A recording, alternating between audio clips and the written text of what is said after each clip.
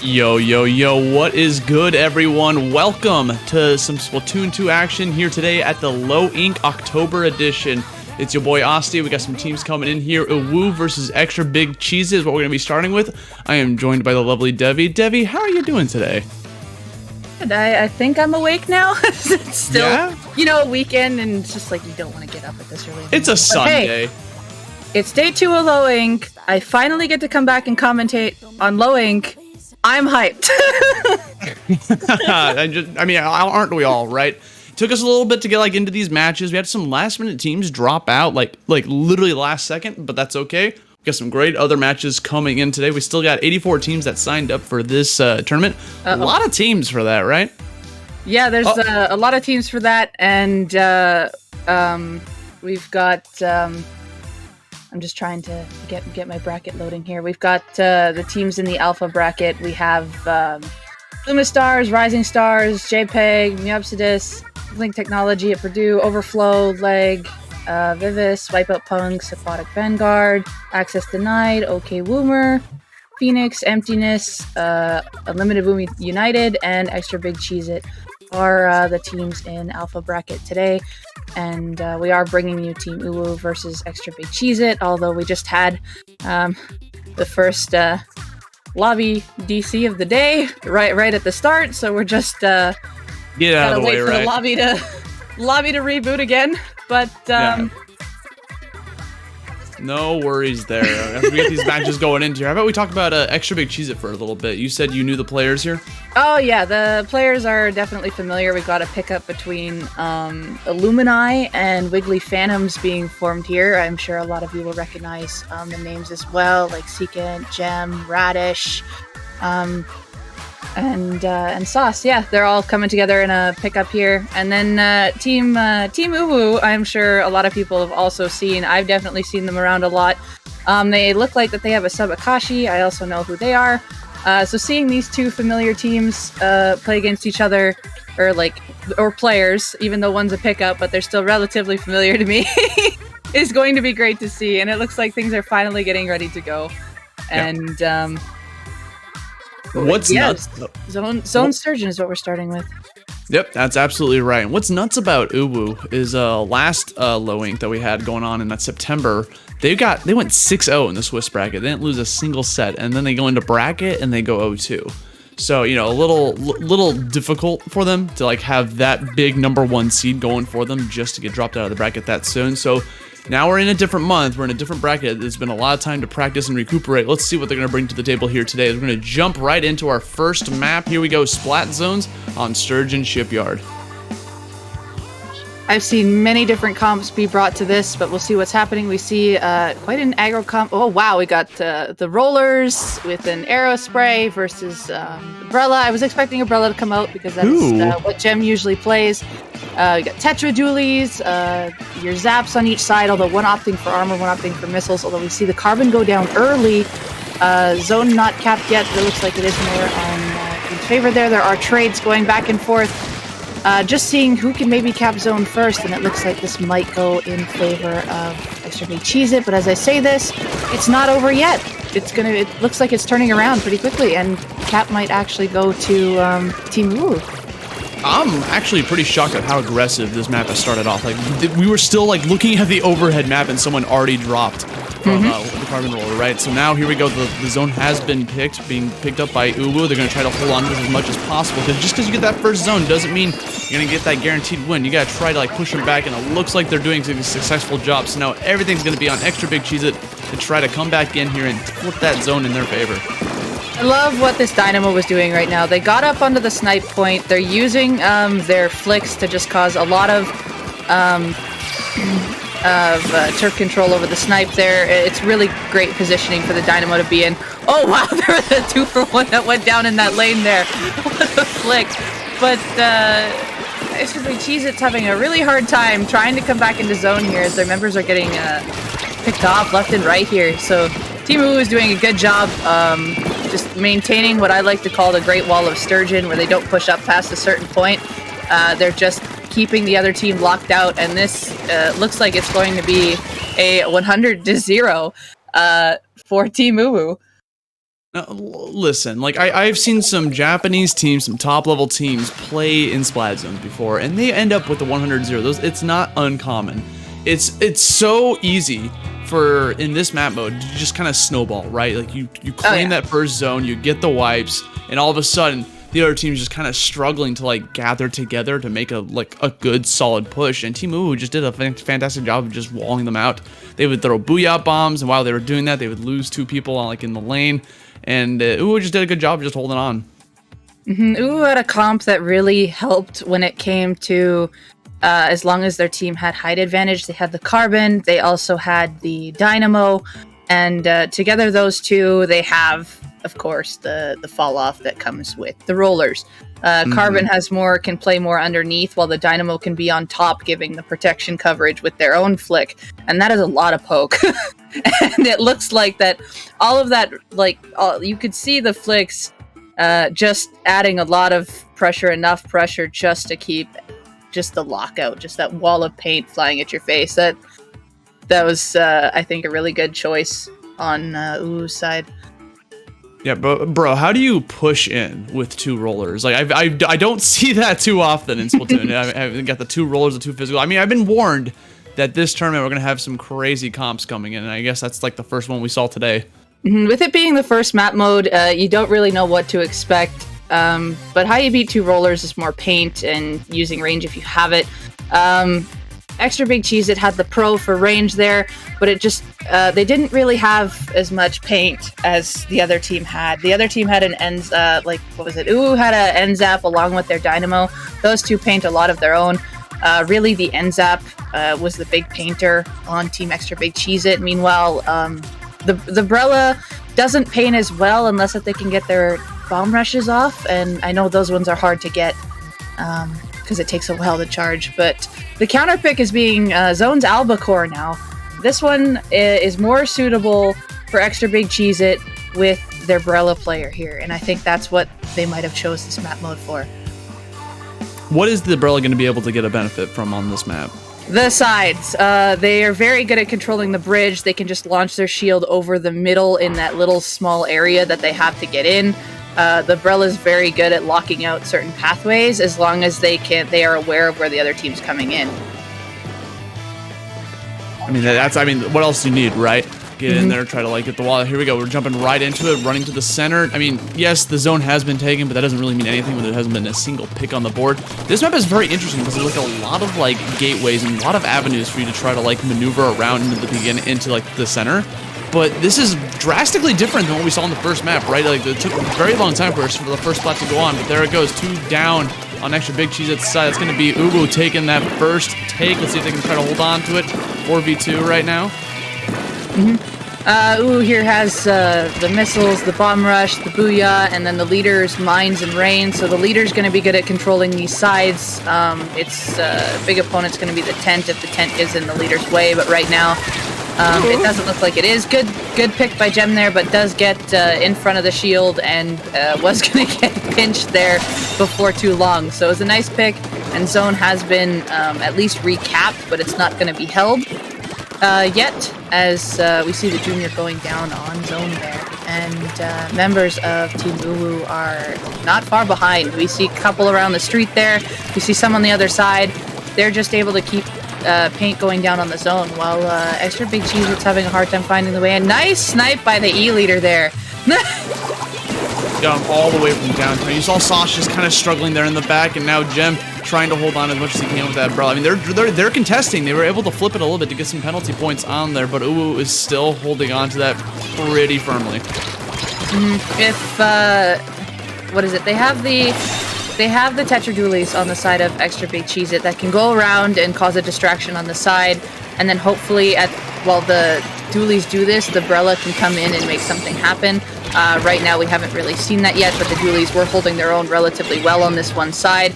Does get the trade, but unfortunately there's really no other follow-up or anything towards the zone just yet, because Team Uwu still has control of the middle area.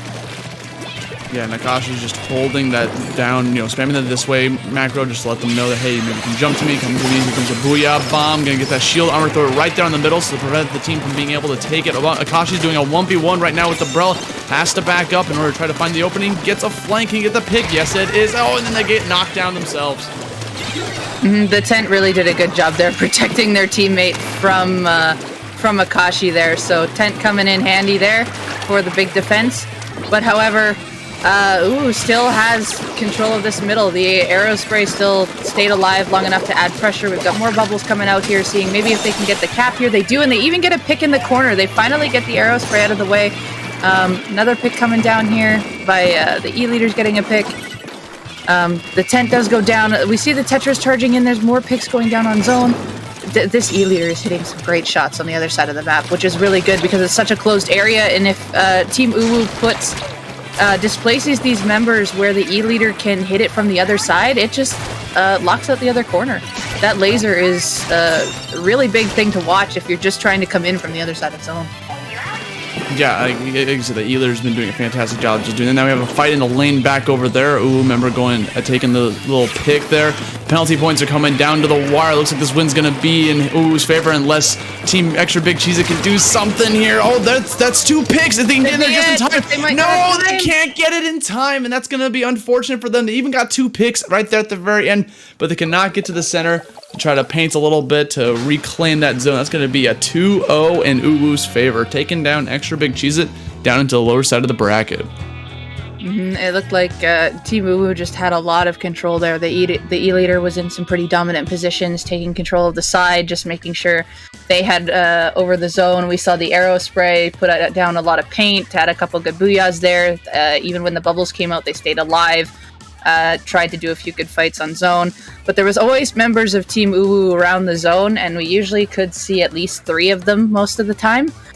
Meanwhile, when it came to Extra Big Cheez-It, it was very it wasn't as coordinated.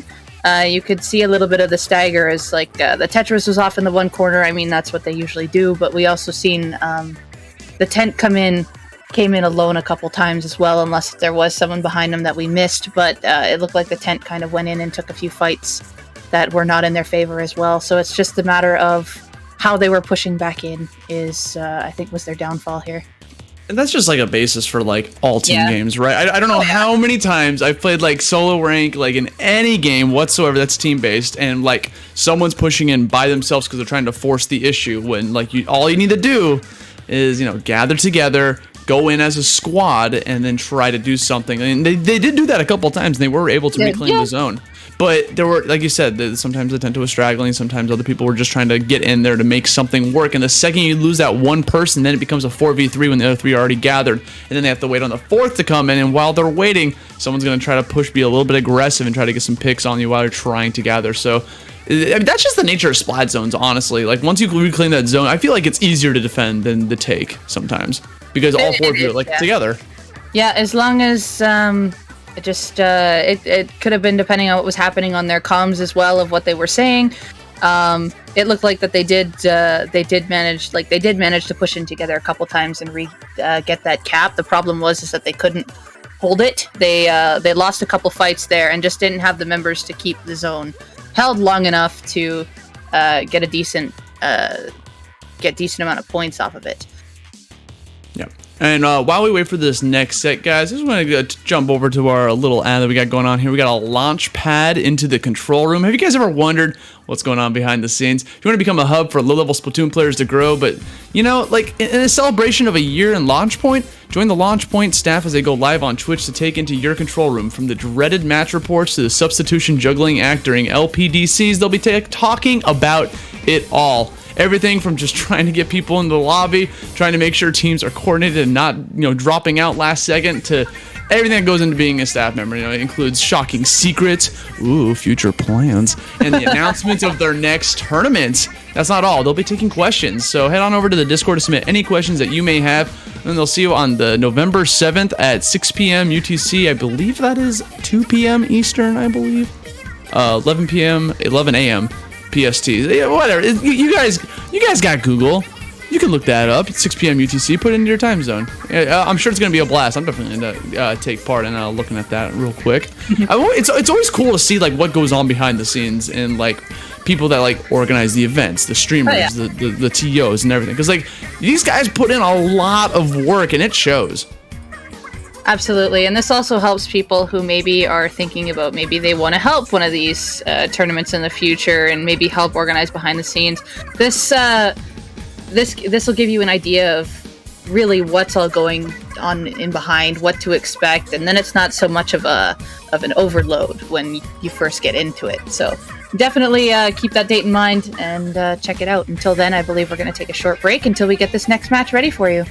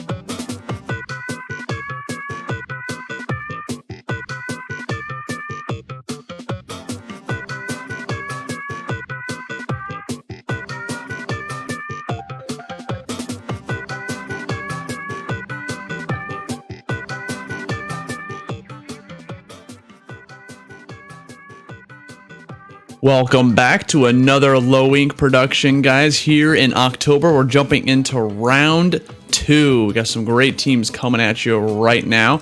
We've got, what is this? Wipeout Punks fighting off against Access Denied. They got some juicy tidbits here. Dev, you want to go through it? Yeah, this is going to be quite the match for you with Wipeout Punks. For those who don't remember, they finished second in last Low Ink. And just a side note is that no team's ever won Low Ink after finishing second the month prior. One has, but it took them a couple of extra months to do it. And Access Denied, their 5th straight appearance in Alpha Bracket, and none of the other teams in Alpha this month are even close to that. Oh man, that's they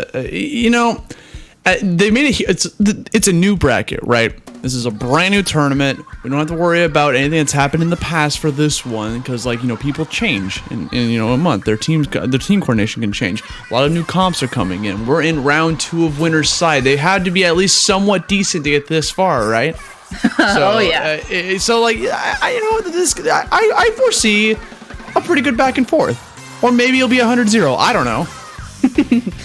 It all depends on what these teams are going to throw out, and I've definitely been against both of them, and they definitely have some surprises that they can throw out. So we're starting out on zones, Anchovy, or Anco 5, as I like to call it for fun. I get the Roman numerals going in. Oh yeah, and we see Wipeout Punks are bringing out a V-Jet along with the Neo Splash, K-Pro, and a Junior. Pretty standard comp that you see. Meanwhile, Access Denied has the Charger, the Nautilus, and they also have a Neo Splash and Junior as well. Yeah, and what makes Junior so good on this map is that just being up top on one of these platforms where Chara currently is just being able to just shoot from up there. They get so much ink, bro. And with that ink, they can usually just throw out armors constantly to help you take the zones. Because that's like the meta in NA, right? Just go for the charge up armor as fast as possible, throw it out, and just go for that push. Pretty much. I also noticed that one side is going for the double bomb rush kind of comp, and the other team has a Booyah bomb that can stop at least one of them. So as long as they can figure out when this Booyah bomb is going to come out or stop it from coming out at all, which they did just get a pick on a K-Pro, these bomb rushes are going to apply a lot of ink and a lot of pressure on zone and on the kind of the street platform there, just to add a lot of extra control. That's going to be Access Denied flipping that Splat Zones back into their favor. And now we see Wipeout Punks trying to come back to get that reclaim. I mean, this is the name of the game right here. Just trying to get on that fan, raise it as high as possible, give you as much height as possible. But they're being pushed back. Not a splat yet, but you can definitely tell Wipeout Punks is coming in here. They're just going back and forth. Everyone's trying to play safe. They don't want to overextend until the first splat comes in. Raven manages to catch it. Gets 1 splat on the board for Wipeout Punks. 2 splats on the board. Can we get a third? Raven going out of control. It doesn't even matter if he gets caught by that bomb. Aiden's going to backtrack. Make sure not to give it a 4th splat to them and lose all the meter they got going for them. And now it's up to the enemy team to try to come back and make a push. Fantastic play. It was really good. They got that 3 down. Now they were able to keep control there, and Access Denied took to come out on the one side. It was seen, but it looks like that they did make use of it. They all managed to come in, and this zone is being contested once again, and they weren't even really locked out. As soon as they were 3 down, they were just able to come right back in from that other side. It's just Wipeout Punks didn't really stop them there, and now they're in trouble once again, stuck on their street platform as one of these bomb rushes comes out, as missiles are also out on the other side, just trying to see if they can stall a bit. We see the second bomb rush coming out now, but a Booyah bomb comes out to deny this second bomb rush. Like I said, this Booyah bomb is one of the bomb rushes, just deletes it from even happening. And Wipeout Punks managed to flip that when, there was the meter was definitely in Access Denied's favor. They had 3 specials on the board and they still lost that push. And look how far they're moving in there, going to their enemy lines. Just try to push them back as far as possible so they can't even get around them. Unless they try to go around from behind potentially. Raven kind of chilling, looking for a potential opening. Throws a bomb to force the Charger back. SB is going to opt to go for a different route. I mean, if you can't get the pick right away, just move on. This is a movement game, man. You gotta keep on moving. That's 1 splat down on Access Denied, throwing out the charge bombs, throwing them as much as possible. Looks like they're stuck. That's gonna be a splat and an ouch. 2 down on Access Denied, and that's gonna be a win for Wipeout Punks here. And honestly, Phenomenal take from them. Like, they literally were up against 3 specials at one point, and they still were able to take it away from them. I think the biggest thing here is after we saw Wipeout Punks kind of let access denied come in from the one side there, they managed to fight back, win that fight where we saw that 3 go down, and they made up for their mistake of last time, and this time we saw them push up onto their plat, allowing them to gain more points. So then by the time access denied actually was able to come in again, they were stuck in the corner. Wipeout Punks was there to stop them this time, and that was their secured game. Yeah, easy peasy lemon squeezy. I actually just got some news here. Looks like this is a rematch from August at the last low point. Looks like Wipeout won 2-1 last time they played. Now we're playing a 1-3 this time around. By the way, you guys, just want to let you guys know we are here in round number 2. No longer first best 2 of 3. We're doing a race to 3. So there's plenty more maps coming on here. Even if Wipeout Punks wins this next game here, there's still potentially 3 more games for access denied to try to bring it back. It looks like we're going to be counterpicking to a different game mode here, Tower Control at Art Academy. So this is access denied's pick. This has a very kind of tight center. It's more of a closed area. I think the wings are the more open space, but that's kind of where you go into to get a little extra paint, or if you need to hide in a corner. Knowing what access denied had, how they have the charger player, they have those backlines.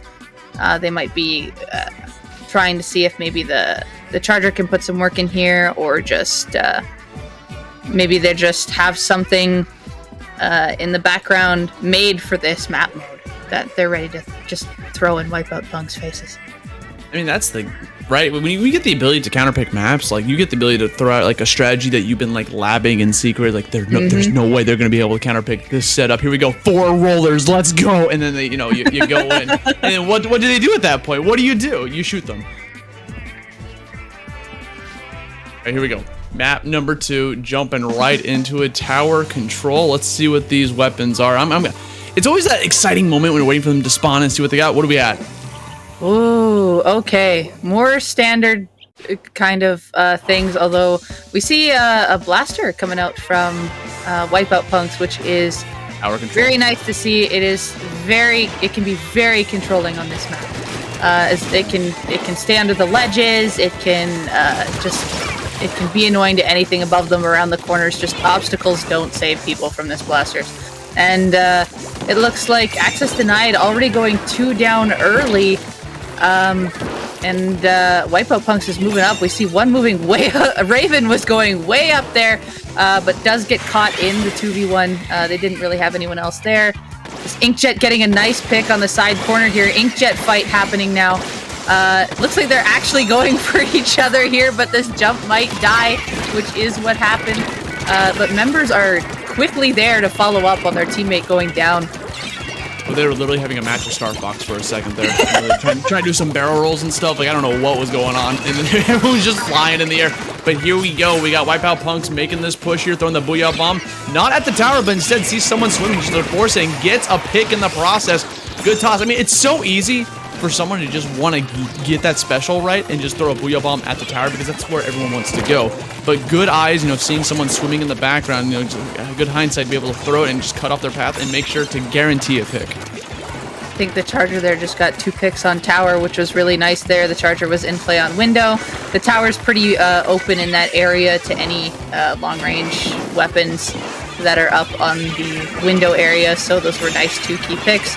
We see specials coming out now on the side of access denied, but 2 members go down once again as they just try to make something happen. This Carbon here maybe trying to see if they can get something around this stack here, using it for as much cover as they can, but they are known and could get collapsed on at any second now. As we do see, there are 3 members of Wipeout Punks there waiting for it, and finally goes down. Bro, Hayden survived for so long. He was all in just dancing around there, almost practically stalling at that point. 1v3 and still alive with a roller. Okay, here we go. There's a Stingray throwing it right on the tower. They're not going to be able to stop this push. Wipeout Punks making it a little bit further as we start to approach the second checkpoint. It looks access denied finally has 4 members again. I've noticed that they had a bit of a 2-man down stagger there. Oh! And those were spicy. Nice shots. Great control there. Unfortunately, couldn't get the third one, but those were two nice picks. And those picks are literally going to decide like what happens here, right? Because that tower got pushed back immediately the second those came up. I mean, it's the power of just like how fast this game can go, right? Because like the second you get a splat and it starts to snowball into something, it becomes really difficult for the other team to try to do like a 2v4 at that point. It really does. Even though they got picked off, it's just there's still a lot of pressure coming out from Wipeout Punks. Like we continue to see at least one or two together around a corner of a stack here, and Access Denied is having a hard time getting these picks and getting a good advantage off of it. Like they're getting the opportunity to, but they aren't able to like hold it and make any use of it. As we see right now. But now we've got quite the neutral game in mid coming down here, as there's been a lot of specials coming out, a battle in mid, and it looks like Wipeout Punks has won the war of mid here. Yeah, there hasn't been a wipe or anything. We just saw like one or two picks, but just that was enough to like make them force them back a little bit, get a lot of ink control, and get their specials out there. So now it's going to become a number game, because now we got the end zap with the special ready to go. We're going to throw out that armor to help Access Denied with this push, as they're going to try to keep going on this tower. It's going to help out immensely with trying to survive. But we got counters coming in, we got stingrays, we got bomb controls coming in. Look at all of this ink just coming in constantly from Access Denied, just painting the ground purple. Megami doing a 1v1 currently. There is currently a minute left, and using these specials was almost kind of questionable, because they only just now got control of the tower. Wipeout Punks has the specials to counter it, and that's in fact exactly what happened. So now Access Denied doesn't have a whole lot of things to use to keep a push going. They used it to clear mid, but what are they going to use to clear tower? They do have a bomb rush now, but it could take a bit to get the others charged back up. It could be a gamble. It could be one of those things where you use your specials immediately as soon as possible and try to recharge it just in time for like overtime. And that actually seems to be what's going on here. We got a split coming in from Inkjet. AD Retro coming in hot. Now this is the moment of truth, right? You got to hold on to this tower. You cannot lose this. It is up for Access Denied to try to push this as much as possible. Only 15 points away from being able to do this. They're really close. One down. All three of them are on top of him. They're still pushing it overtime. 3 points away. Can they get it? They got it. Do. Access Denied coming in clutch. And I think that's what they were trying to do. Like I said, man, they're going for the specials immediately in order to try to get them back for the the most promised moment. Because yes, there is a potential use of holding on to your special for a very long time for like when you want to go for it. But if they did that, they'd only get one special. This way, they got two off, Yep, I was a little concerned just from how much pressure Wipeout Punks was adding. I was like, they use their special, and if they get picked, then their special, they have to charge it back up from what they've lost after getting splatted. So I was worried there that they weren't going to have anything to push back in with, but they did manage to get their specials back and get those key picks, as they were there as a unit. We saw them work as a team right there at the very end as they held it on and got that lead. And also we saw some great plays by Access Denied's charger there with the quick flicks. Would also like to mention that they are a sticks player, so you don't have to be motion controls to be a great charger by the looks of it. So okay, so listen, when I first started playing Splatoon back in, first came out with Splatoon 1, right? I tried playing with sticks, because I was just like, motion controls in my video game? Never. Like Nintendo, you're going off the rails here. I cannot do these motion controls. And then I finally gave it a shot like a month later, and I was like, whoa, this game was meant for motion controls. But some people make it work. Yep, they do. If they're used to other things or it just works for them, then by all means, good on them. Like, seeing them do this, how this kind of like you have all the people like motion's better. It's just like, then you have these people, it's just like, I use stick controls and I'm proud of it, and those people are always good to respect. So good on that. Yeah, with a charger of all things, that's what's actually kind of impressive. Me personally, I'm grabbing a mouse and keyboard and plugging into the Switch, trying to get my mods in there. That's possible, right? You can do that. It is, and then we got the counter pick from Wipeout Punks here is Clamblitz on Parada Pit. Oh my gosh. Now, listen, I have a story with this stage. There are just treadmills everywhere. Oh yeah. And sometimes you be playing the game, right? And sometimes they be having Tenta missiles. And sometimes you have double Tenta coming at you and you don't know where to go. So you panic and run against the traffic on the treadmill. That's my plan. I'm sure these teams are not going to fall for that, but like that's all I think of when I see this map. When I see this map for Clan Blitz Piranha Pit, you see a lot of either rollers or buckets, just things that can control those two side conveyors. We also see stingrays a lot here. But I don't think that. I think that is the vanilla. There is a stingray. There is one stingray. Yeah. I mean, look at that straight narrow path right there in the middle where all those clams are. Stingray is like at heaven there. Oh yeah, it truly is. And oh wow, the junior going down wow, 1 for 1 going down really early here. And we see a couple. We don't see much of a change in Wipeout Punk's comp, but Access Denied is bringing a mini, which it does get a lot of pain control. They have those missiles and the burst bomb. It is a very nice kit that can keep control. And speaking of that Stingray, we saw AB do exactly what we were talking about. Just go off to the side and just shoot it straight through the middle because it's such a narrow map here in the center.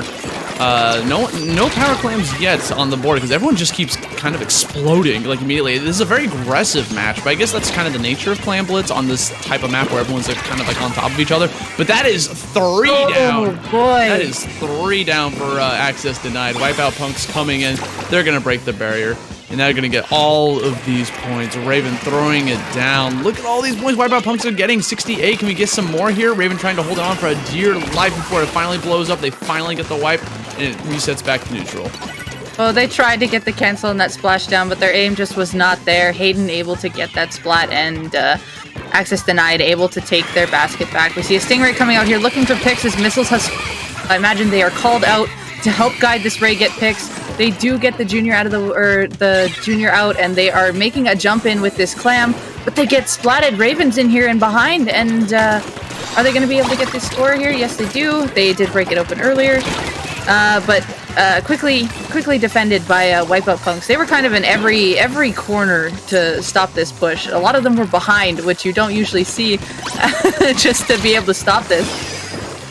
Yeah, so now you just gotta jump in there with the power climb. Even though you die, someone at least got the pick up and managed to score that easy 20 points. Now we see Chara here with the power climb. That means they're gonna be able to be visible from everyone on Access Denied. They know exactly what the path they're gonna be trying to go for. But they're going in super hard. Gets a pick on Megumi. This could be really big.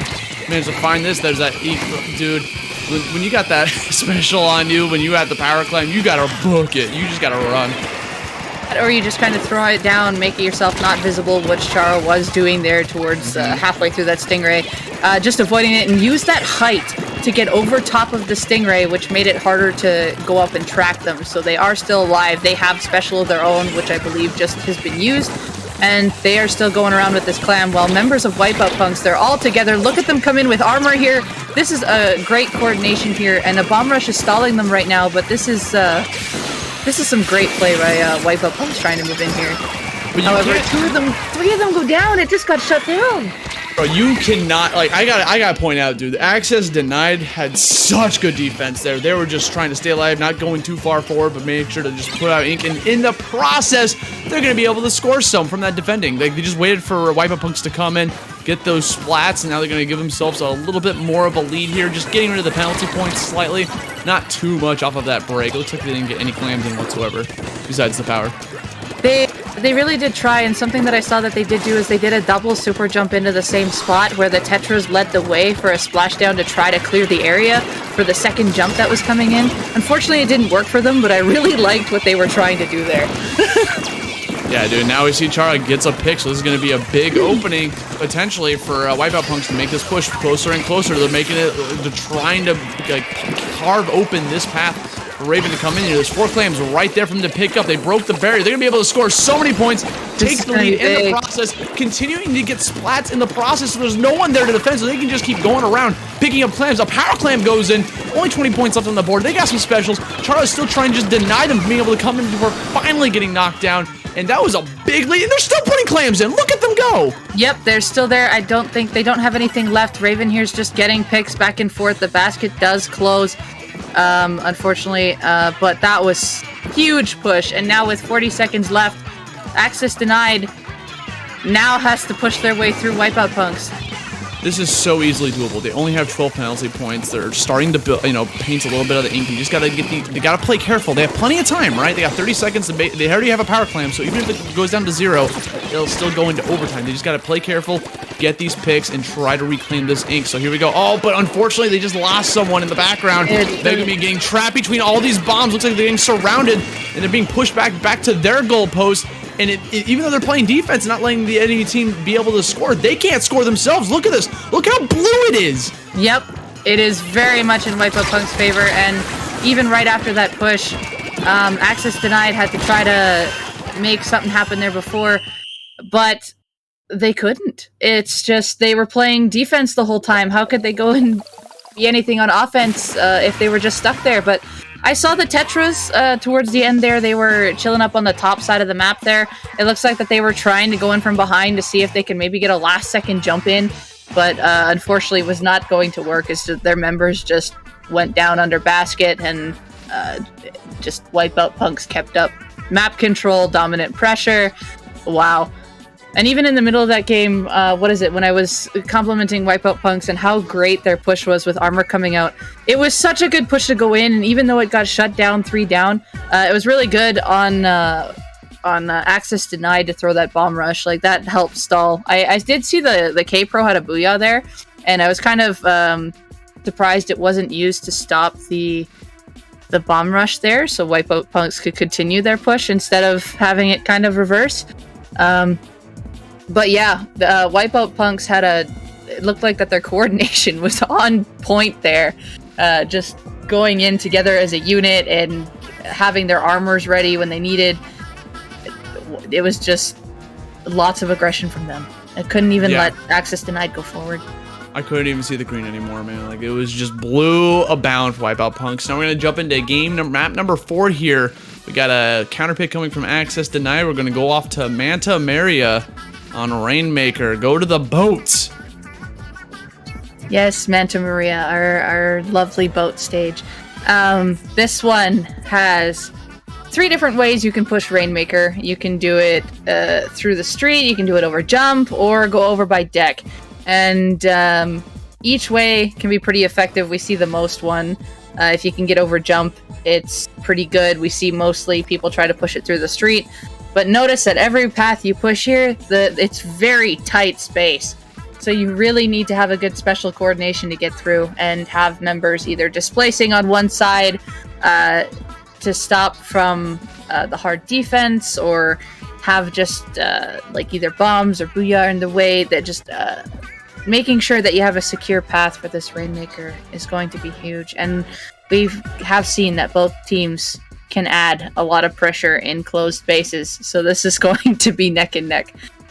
That seems to be the name of the game today, right? Just tons of narrow spaces. We're probably going to see a lot of chargers coming out for this map. I mean, there's so many points in this map for a charger to be able to set up camp and be able to shot from a distance. There's so many high points. There is, but with it being okay, yes, the charger still does come out. I was just like, maybe they'll bring their jet again, just from how fast it is. But no, the charger is your lookout on mast. Yeah. So it will do that, but the quick burst of pop and immediate quick push from Denied here, as they already get it over jump and get to 48. I was watching the top of the map here, and I'm like, the Charger's just rushing into mid. Access Denied is just gonna take it and run. And that is exactly what they did. So in the last game, Access Denied did a really good job of being able to defend and just not prevent pushes from happening. Do you think maybe they started off like this just to get that early lead, and now they're just going to play defense the whole game? Well, they could, but they still want to keep up their offense, because we know Wipeout Punks is quite aggressive looking at their comp, so they want to make sure that they can at least keep them at mid, but you want to have some kind of pressure. Like, you want to keep them behind their line. If they want to stall this, and I think whenever chance they get, they should still try to keep pushing up. Now here we go. We see this push starting to happen. That's going to be one pick in favor of Access Denied. I'm sorry, Wipeout Punks, as they're going to keep pushing. They managed to make it a bigger lead, and that almost could have been victory right there. They didn't get stopped in their tracks right there. Ian Boy almost snuck right through, but there was someone there that did get their shots off. trying to take it even further. 2 members do go down now. That is a wipe on Wipeout Punks there. So access denied now. Can get mid control, but I'm curious to see how far they're going to get before Wipeout Punk's front lines get in their face. Yeah, right. Well, I mean, hopefully the Ink Armor is going to be able to help him out here. Hayden trying to play a very aggressive, but not going to work out for him. And Inkjet coming out from Retro trying to paint out just a little bit for the Inkjet, but it just didn't work out. Rainmaker getting a pick here. It's alone on this one side while the rest of their teammates are on the other. That's really hard for the Rainmaker to do because we saw 3 members of Wipeout Punks in front of the Rainmaker. Rainmaker able to at least get that 1 pick, but there was no one else there helping the Rainmaker until they had the jump in. But in result, they just went 2 down because of the jump in and the Rainmaker being alone. I was shocked they stayed alive for so long by themselves. The Rainmaker is as long as you remember to keep firing the weapon, it can defend itself relatively decently. Sometimes people forget. Like, I don't blame them. Like, you just want to move. It slows you down a bit. You know? Like, it's a heavy weapon. I don't know how they hold it. Oh, it is. I'm a Hydra main, so as a heavy weapons user, you can do a lot of defensive maneuvers with it. Got it. Yeah, I'm a Rainmaker main, so you know that's my weapon of choice. Oh, here we go. Oh, this Big is a picks. nice pick. Big picks. Very good. Oh, the Ray manages to stay on target. That is big. Nice Ray there from John, preventing what could... Oh! I thought it was going to prevent it, but the teammates were still there to follow up. His lead is reclaimed. Access denied has reclaimed the lead and just able to sneak more in there. And we got 1:40 left. This game is not over yet. That was a smart retreat, by the way. Like they managed to get in there, push it, so they took a lead. And like, okay, you know what? It's 2v4. We out. So they back up, try to regroup, and get ready for this defense play because it is 1:30. They're gonna take it off the boat just to try to get that reset, or just let it like chill for a bit. And now here it is. It is popped. It looks like it's gonna be an access denied's favor in terms of ink.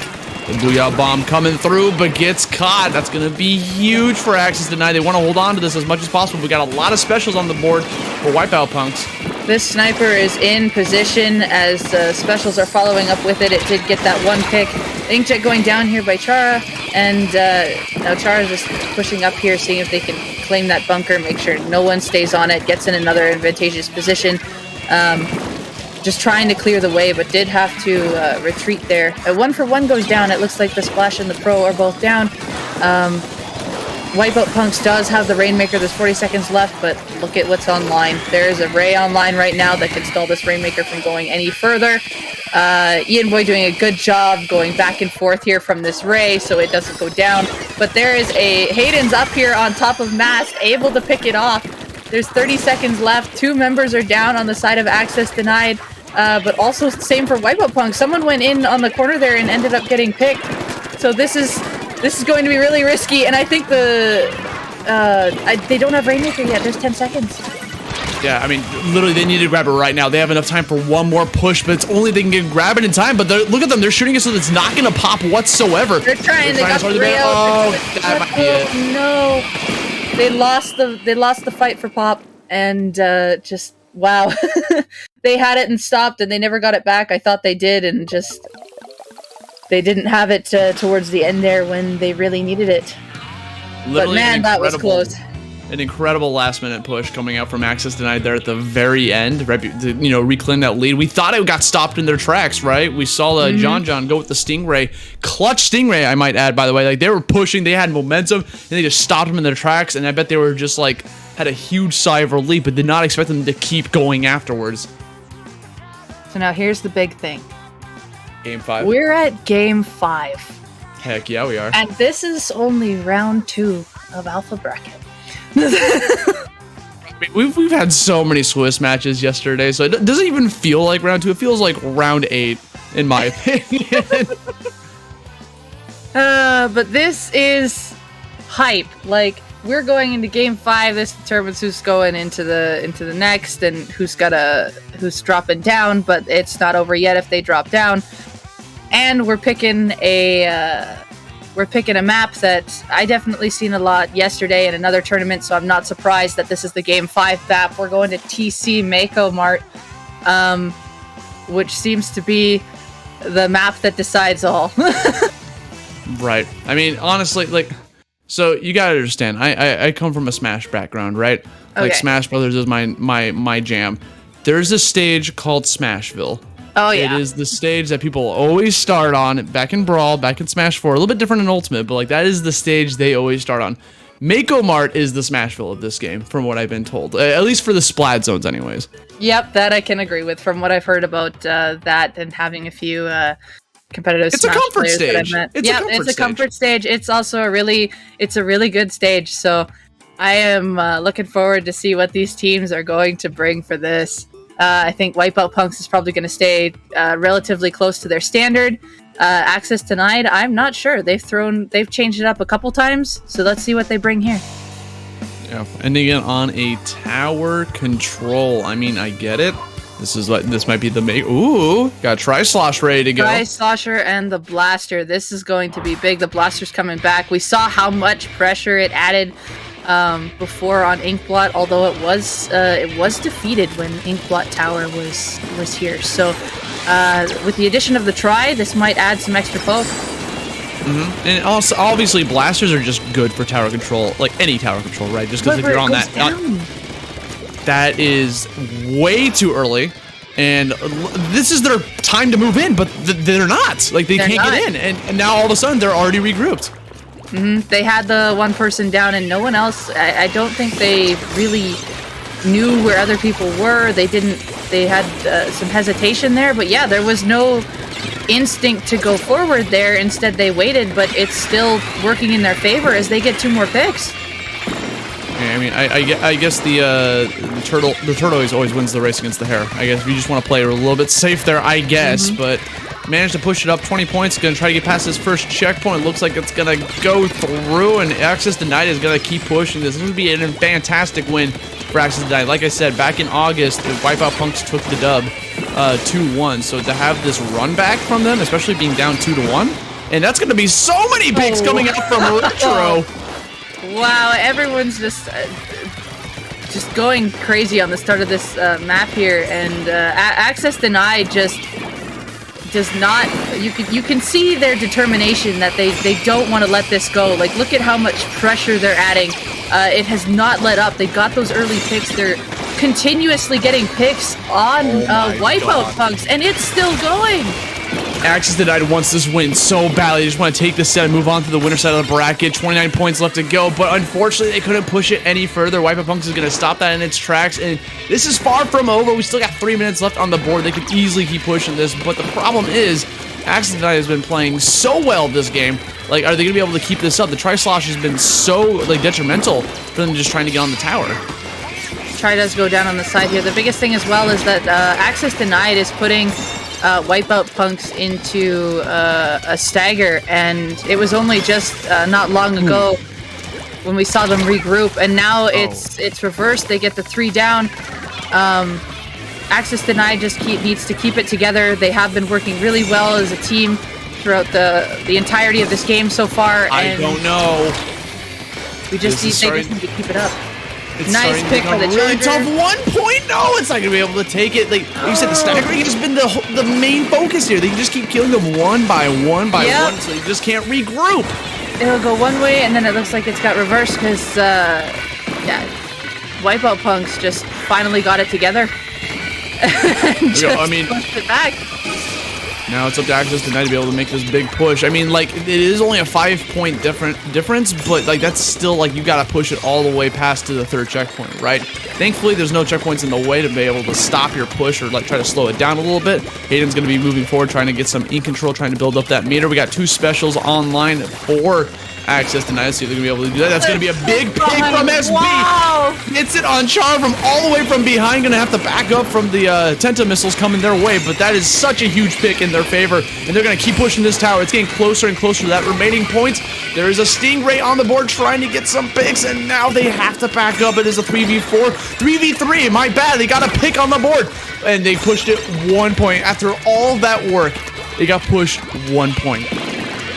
Got pushed 1 point. It was really close there, and what is it? We saw the Charger try to take initiative as their other teammate was just kind of behind them, and it's like we're just afraid to keep going, I guess. and just didn't keep up and just waited. They gotta play more aggressive. I mean, that's the only way to go. Here we go. Ian Boyd coming in with the Tri-Slosh, gonna be able to die in the process. And now we see access denied, making this push once more. Trying to get a little bit more here as we keep pushing it towards the east side of the map. We got Stingray on deck. Anyone being able to come in. This is really huge. This bucket is in the way. It's just being pushed by the tower. It finally does go down. I just saw them, like, they were completely different color. They were one shot. It's like, wow, the try just went in there. They still did get a pick when they went in. But there's 20 seconds left. Access denied. This is their final chance. Inkjet's coming out here. They got one pick. Can this Inkjet maybe find another one on this Tri-Slosher? No, it does not. So 2 people are in a key spot here. Defend as the Chargers. That's it. Oh no! What a fantastic play. The Tri-Slosher coming in clutch, just throwing ink all over the tower on their final push. That's going to be Wipeout Punks narrowly taking this victory in a nail-biter set. 3-2 victory over Access Denied. Moving on into round 3 of the winner side of the bracket. Access Denied moving on to the lower side. Yeah, that was, wow. That was great showcase by both teams. I think the biggest difference here was Access Denied. There was a couple times there where they could have jumped on the advantage they had and just didn't. They just kind of waited and hesitated to keep the pressure forward. But we saw there was no hesitation in the Charger whatsoever. They just went in and tried, and it's just kind of like hoping maybe they'd have another person with them to keep this going, to help defend the ledge, because we saw the Charger get a couple good picks there from close up, but with the teammate that was right there behind them, it almost felt like they should have been in a reverse position with the Charger helping the shorter range that could have been on the tower instead. But you could see the hesitation and aggression there towards the end. Yeah, and unfortunately that spelled their downfall. But folks, we're gonna be right back. We got some more matches coming your way here in round 3. Don't go anywhere.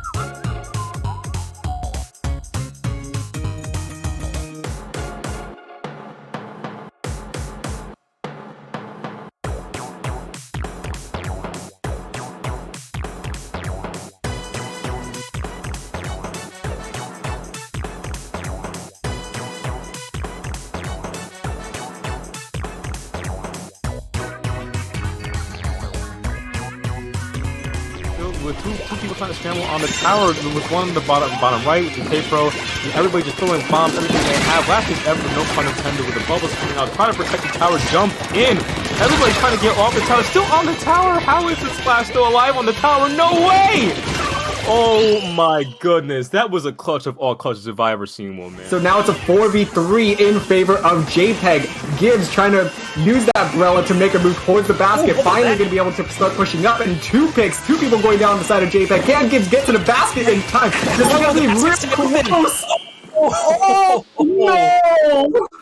So close for Vivace. Unfortunately, they're following the pick, which they will. At this point, I would love to see like a last second backdoor, but there's a jump. Emptiness manages to get the overtime basket to seal the deal. Oh my goodness! What perfect timing! Going smart, we look in very dire situation for LC3. It seems that right now they're being able to pushing. It's just the Junior Life versus the K-Pro. Honestly, the K-Pro has the upper hand.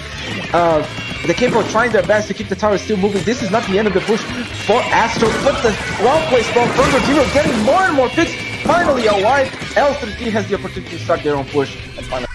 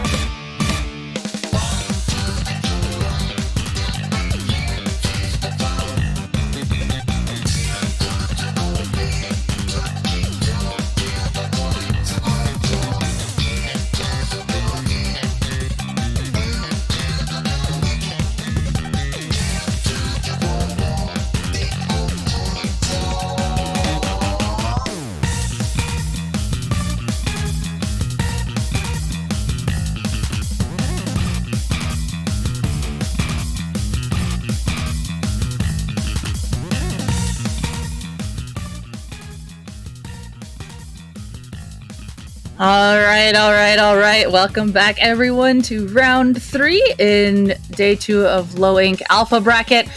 We are bringing you Myopsidus versus ITAP, Inkling Technology at Purdue. We definitely know that ITAP is a fan favorite, and would also like to note that this is ITAP's first Alpha Bracket since October of last year. So they are back here in Alpha Bracket, hoping to maybe take it home, versus Myopsidus, who did make Alpha Bracket back in July, and they finished 4th.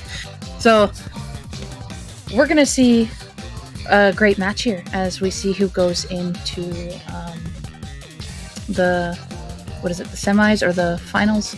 Yeah, so this is semis. Yeah, we're going into finals right see after who makes this. the finals. Exactly. Yeah. You got it. ITAP, coming in, fan favorite, not being in the Alpha Bracket for literally a year, and now finally coming in. They got a lot to prove.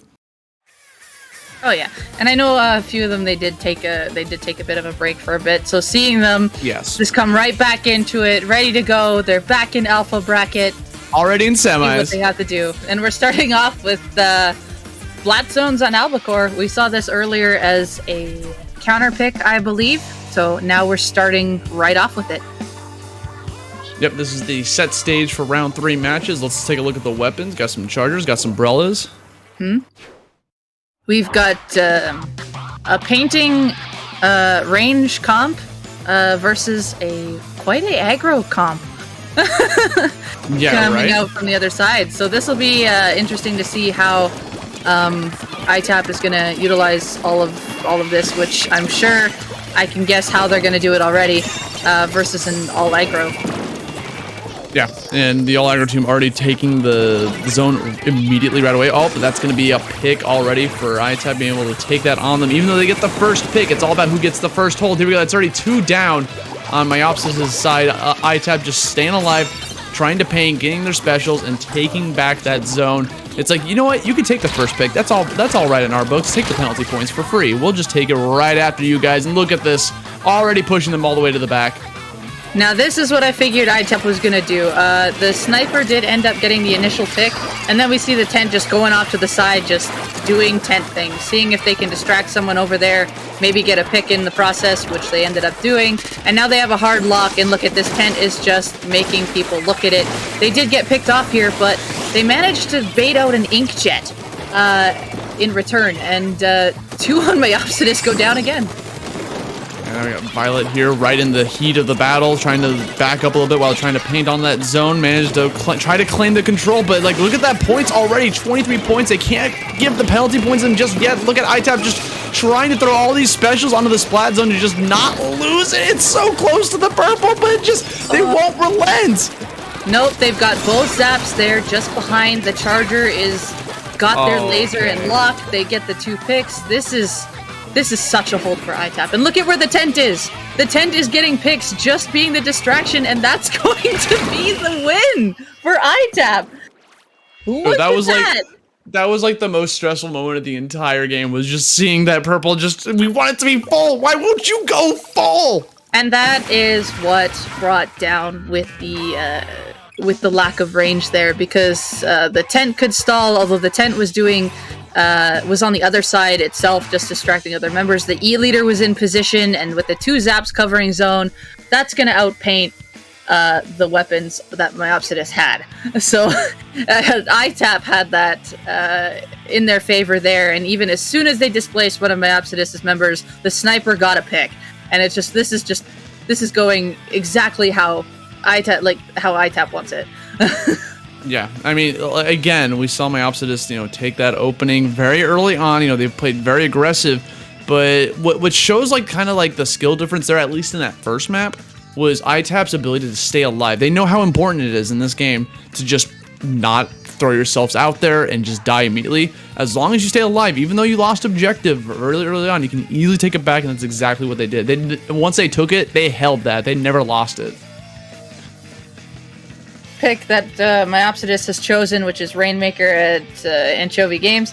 This Honestly? is going to be more suitable for their comp, but I think in all honesty, they're both going to be relatively simple, unless if Myopsidus gets this burst start and can just be consistently aggro.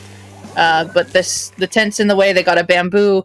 ITAP has a pretty strong line of defense that they have to break through. Yeah, they're just charging right through the floor. I mean, if you have an aggressive team, right, you want to play immediately at the gate, I feel like Rainmaker is the perfect map for you because this map can sometimes end in a second. We saw Myopsidus did get the initial pop right away. We see 2 specials online for the Nozzle Nose and the Nautilus, and it looks like we did see a couple specials go out there. There has been 1 pick so far. They got the bamboo. Nice. But good block by the tent here. Yeah, like literally just saw the opening point, waiting for the inkjet to end up, and just got the spot upon landing. And it's really fun to watch the Brella's movement, right? Because they're playing so careful, so patient, waiting for the opportune moment, not getting overzealous, and manage to just find the picks as they just naturally come to them, or just be the distraction. Because initially when it looks like Myopsidus has a pick, they have the ITAP has a member in place where they need it to just defend, and they end up getting a pick in return. So that's why this has been playing a really neutral game here, although the tent tried to put bubbles up on the side there. Unfortunately couldn't get the pop off as they were just fighting a horde of members from Myopsidus there. But here's the first initial push from Myopsidus. Wait. They finally got advantage, and they're going to get a pretty decent lead off of here. They're still going. They might just win. Oh my god. Bamboo's in the way. I was like, this is going to be really hard for them to climb up. But going to 7 is huge. Literally, like, for the first minute and a half, no one was grabbing the Rainmaker. No one was touching it. They were just letting it sit there, trying to play safe, trying to play neutral. And the second Myopsidus saw that small little opening, they took it so far. As soon as the tent was out of the way, they ran. And that is how they got this lead. And now they have to just keep the pressure up, make sure that this tent can't get advantage on them, and go from there. We see another semi-inkjet battle here, although it wasn't the inkjet that took down the other one. It was members from down below. Nice pick here by Mizuno. And they're just avoiding these missiles here, going to paint up back over them. ITAP does get the pop. They have majority of mid-control right now, but there are members of Myopsidus in middle here, just adding the extra pressure so they aren't getting very far. It was turning into a 4v3, so they didn't feel comfortable grabbing onto that just yet, but that's okay. The enemy team didn't grab it either. They're going to pop it immediately again. Myopsidus is favored this time around. Again, we see Bad coming in with the Brella, forcing them to move. Like, you just have to make them push, and here come the bubbles to help with the support. They're trying to go for a pincer, yet no one died in the process? Nope, the tent here is trying to cause a distraction up on the plat here for other members of ITAP to move in. Unfortunately, the members of Myopsidus were down in a place where ITAP couldn't get anywhere. So the stall that the tent tried to do just didn't end up getting anything in their team's favor. Just gave them a man down. However, ITAP is able to just keep kind of a neutral game until their tent came back. No, they didn't really lose much off of it. And honestly, Myopsidus doesn't even really need to grab the Rainmaker right now. They can just keep playing, trying to shoot them down until they see a very clean opening. But here we go. We finally see the pickup coming out from ITAP. They're going to try to make this push. They get caught immediately, only getting 77 points remaining on the board before getting knocked down. 2-3 down. What a booyah bomb. I think we just saw a bomb off of the Rainmaker shield splat somebody there, and that was unfortunate. Well, you know, I feel like in this game, just some whiny zacky stuff will just always happen. Like, oh, of course, it's Rainmaker. It's Splatoon. All right, here we go. We're off the top. Only a minute left on the board. ITAP has to make this push, but they're going to wait for that prime opportunity. Rainmaker still on the map here. We see the tent in the corner. We got a 1-for-1 trade there. The tent looks like is that they're going to try and go up and see if they can stall. The other members of ITAP need to come with the tent here if they want to get this aggression that they want to be able to get a push off. The tent getting a nice pick here. Inkjet's coming out. The Inkjet getting the pick on the tent. That is big. 2 members down on both teams now. Missiles coming out to try to stall. ITAP gets the pop. We see Delta here just lurking in behind, using this cover to as much as they can. ITAP looks like that they backed off a little bit, but their members are coming back and up this wall.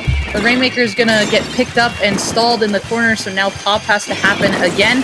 Oh, that was a huge barrier burst, getting 2 picks on ITAP. Now they're just gonna take it back and hold.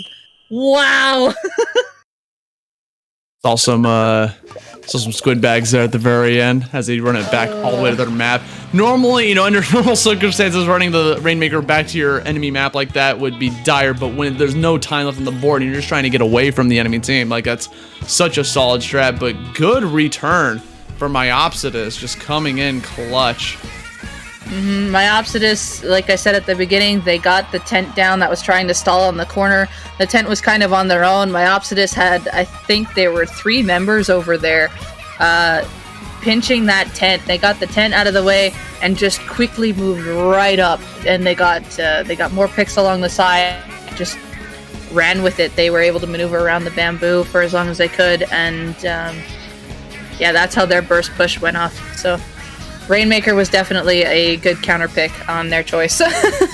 Yeah, I mean, there's also that moment where, like, they weren't popping it either. Like, they would just, they'd make it super purple and super big, but then they wouldn't pop it. So it would be on the onus of ITAP to try to, like, whittle it all the way down so that they could get the pop in. So they're just playing a really good defense game there at the end once they had such a huge lead. At that point, ITAP had to, like, dunk it in order to win that. Like, that's how close it was. They were always where they needed to be. Like, even when the tent was trying to push up on a side corner, they were in the way of what the tent was trying to do and made it so that the other 3 members couldn't follow up. So that probably made it really hard on the tent, because right afterwards when the tent got closer, it got pinched, so it got taken out, and then Myopsidus just turned around and made sure the other members of ITAP couldn't get in. But nevertheless, we are moving on to ITAP's counter pick, which is Clam Blitz Piranha Pit. We have seen this counter pick before, and I'm looking forward to see what these teams are going to bring for this counter pick. I'm sure the tent will probably be back again. Maybe a Stingray will come out here from ITAP's. Would not be shocked. I would not be shocked either, but it could be something else, because I know some people don't use rays here, as we saw earlier. Yeah, exactly. The Blob. The Bloblobber. Here we go.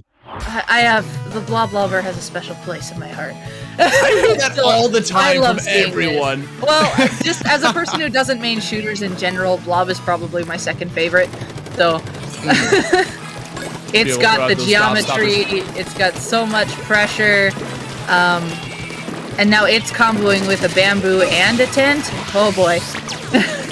Okay, Violet gonna go for that ink armor to help them, push through here a little bit while they try to collect some clams here. That's gonna be a big pick for them. Let's see what's going on here with the Booyah Bomb, tossing it off to the left. Here comes the Barella trying to play distraction defense, but gets caught. The Barella actually popping off here as they actually helped get a 3-down situation there for ITAP to push. I think Gaster got a little stuck there on where to throw the clam. But they've got this push up. They're down to 77 here. They've got a few more clams that they can throw in, but they just have to get there to do it.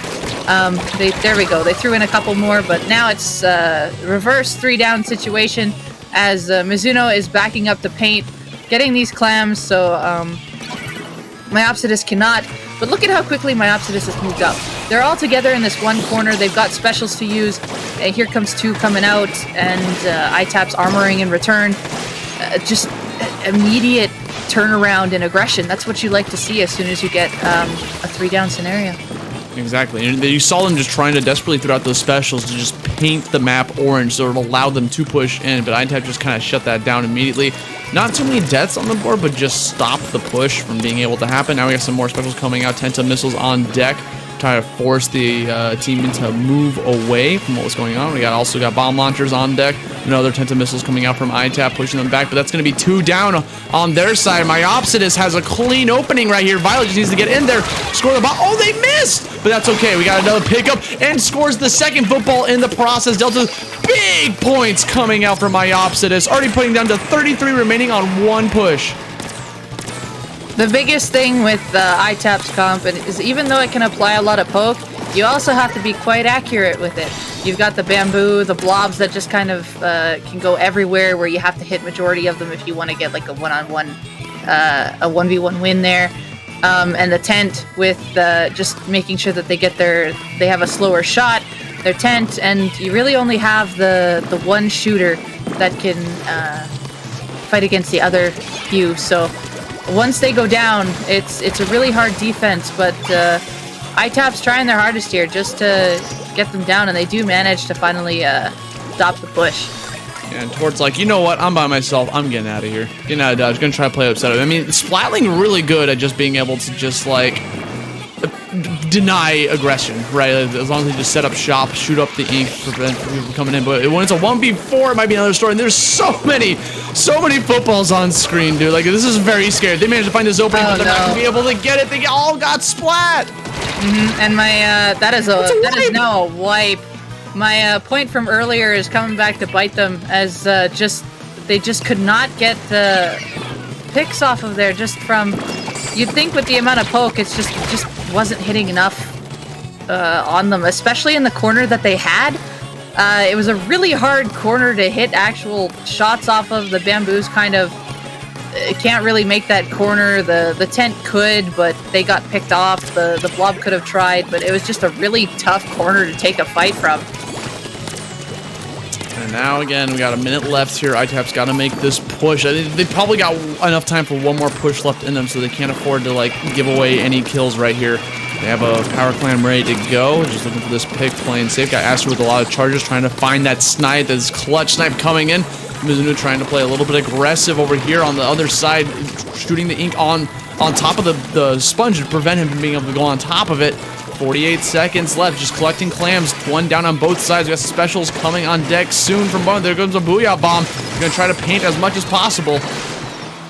Oh, the last shot of that inkjet ended up getting a pick. That was on the blob. That was pretty big. And they got the end zap down as well.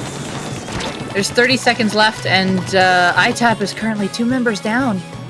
Yeah, this is looking pretty bleak for them. Myopsidus trying to just go back on their defense, just prevent them from being able to score as well. Violet's got 6 clams ready to rock here. I mean, not going to do anything too crazy with it. Got a special putting out the armor to help support the team from being able to survive a little bit sooner. Gets a pick on the power clam. That's going to be a big pick. Getting the surrounding them, pincering them. Master's got a power clamp. I don't think he's going to be able to do anything with this besides force it into overtime. And now I don't know what they can do at this point. They're taking this really hard corner again. The tent shield has to come back out here to try to do something. The shield's out, the inkjet's out. Inkjet getting a pick. One clam's going down into the abyss, into the water, and dying. And just Myopsidus is here just to stop this entire push, and that would be game. Once again, ITAP taking that really hard corner to push from. Just Myopsidus, they're throwing bombs. They had the counter specials. A couple bubbles came out a little. They looked a little early to me, but that was difficult there. And I know there was one push. I think the tent moved in before teammates were there to even follow up with them. I think if the tent just had waited a little bit longer there before pushing in. This was earlier in the match. I can't particularly remember when, but they went down first, and then members tried to follow after they were down, and it just did not work out for ITAP. I mean, we've said this literally every set. The staggering is so real. One skill that a team can bring towards the table is how to regroup as fast as possible and as clean as possible. And it's difficult when you're like in the middle of Clamblitz of all things, when everything's just kind of like a mess. So it can be tough, especially because if you try to regroup, then while you're in the middle of regrouping, they score on you, you know? Yeah, you can see that they were definitely trying. Both of these teams are able to regroup relatively well.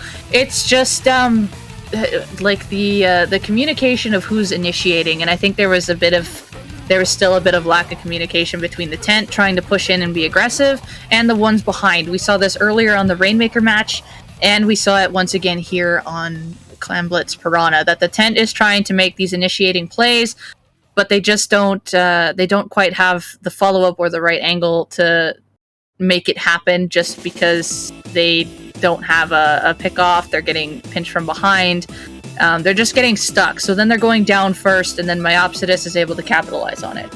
So it's just being aware of how you're pushing in together, even if one is trying to initiate. They really need that quick follow-up, and if you can really follow up with that tent, that is big. And we're still playing Clam Blitz. It looks like ITAP is a big fan of Clam Blitz, which I personally like seeing, because this is the most, especially on Snapper Canal, this is where you really need the teamwork. This is one of the map modes that tests your teamwork. You need the teamwork to make the dream work over here, especially in Clam Blitz. Like, there's so much chaos happening when you play in the middle of Clam Blitz that you kind of forget that there's a lot of organization that you can do. Like knowing where the clams are going to spawn, knowing when to jump in with the power clams. So don't make yourself obvious. Oh, here we go. Oh my goodness. Ewang's bringing out my pride and joy. We see the Hydra and Tent combo on Clam Blitz Snapper. This can be absolutely insane if you get this set up right. Oh my goodness. With the 2 zaps as well? Okay, I'm just... 1 second while I fangirl. Hold on. Go for it. By all means, go ham. This is a comp where it can be fantastic on offense, but you really have to be aware of where the enemy's coming in, especially against this all aggro. You need to make sure the communication's on point, you're working together. Again, this is a big test of communication to see how this is going to work, but we see the Hydra going down already, and I didn't see how. It looked like there was a flank that happened on the snipe. That is a big thing to keep an eye out for, and it looks like it just kind of was able to be pulled off. Delta here getting another pick, and just Myopsidus able to come in here on ITAP thanks to that initiating flank. Okay, here we go. Ewang trying to just stay alive. Oh, good pick. Immediately onto the jump in the eject, just gets it right out of there. Just tries to stop it in its tracks. Now we got some kind of moving around here. 32 points remaining. What a start. That was a big thing there. They called the flank. I don't know if ITAP was aware of it, but I think they had to have afterwards. So they ended up picking the one off at the start. But even then, it didn't matter. Looks like ITAP knows where Myopsidus is now because of these missiles. Hopefully, that was called out. The tent's in position here. Bubbles are coming out, but it looks like Astra's the only one close behind. It's just they're going in for the jump thing. Tent getting this pick. They do get the score. Can they follow up? They do shred the booyah. Can they get more clams in? They do. Mizuno is throwing in clams. There's more shots coming around. Violet's trying to make something happen here. The tent is still in play. They don't have a lot of ink to work with. It's just the tent now.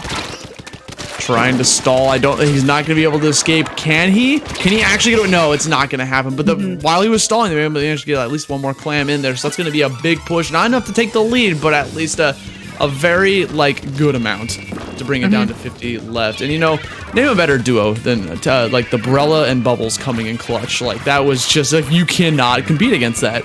It is a big thing here. I noticed that what is it? I was trying to figure out if the Hydra was behind the tent, because the tent is the primary front line here by the looks of it.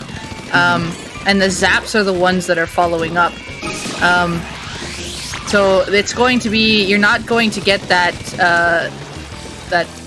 kind of Splatling tent combo that can be absolutely destructive. And instead, the Splatling's just going to try to come in and defend. And I feel like they're missing an opportunity by doing that.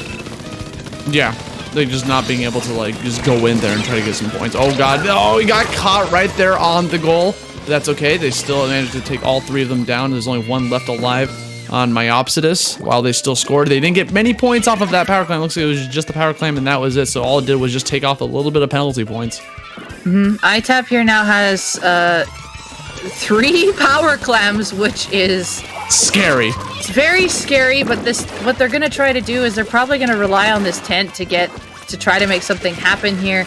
And they really need to juggle these balls or just keep throwing one down and aside. And this is what they're gonna do, is that they're gonna push in with the tent, with the bubbles, and get these 3 clams in with the jumps. And hopefully reclaim lead here, which they do all the way down to 16. And they're still going. They're going to try to close this out. Clam, can they get it? Where? No, it's not going to happen. So this is really scary. Just being one clam away from being able to win the game. Now suddenly there's a chance for Myopsidus to bring this back. Can you imagine losing with just 1 point remaining? No. This right This is here. actually You're happening. not painting this little speck of ink. Come on, just put something down. Look at your map. Look at your map. The beacon. Oh my god! They all jumped in! Are you serious? That just happened. They just ignored that little ink! So just let him just go in there to be jumped to. Oh my good god! Oh my god, 52, look at you go. This is the patience you need. Instead of peeking up and trying to get this pick, this 52 is like, they don't know, they're not painting, they don't know. But as soon as that beacon was put down, that player should have been revealed. And at least on the map, and it wasn't seen. As soon any little speck of ink on a snipe platform, you want to paint. And as a backline player, I am paranoid with this. Like, I will paint every little thing that's on the side because I know there's usually a front line up there in the last few seconds of this game. And this is what happened. Usually you see this in Rainmaker, but in Clam Blitz, literally, imagine this not happening because you were 1 clam away. Like, literally 1 clam away from bringing it to a game 5 and then just letting that small little speck of purple paint get away with that. Like, they just got away with murder. Like, that was insane. Oh my goodness. Oh. That was big. We saw, I think, there was 2 people who swam around that little speck of purple ink. And it wasn't painted over. It wasn't even just second guessed. And the biggest thing is that what could have been done is, I'm surprised the Hydra didn't go up there and mine it. Like, that is the #1 place I mine at all times because of that exact instance. And the beacon would have revealed it, but checking map in that split second, it's like another person would have had to been looking at the same time, and I think they were all just coming out, looking around, and I don't think they noticed it till last second, but that was just, oh my gosh.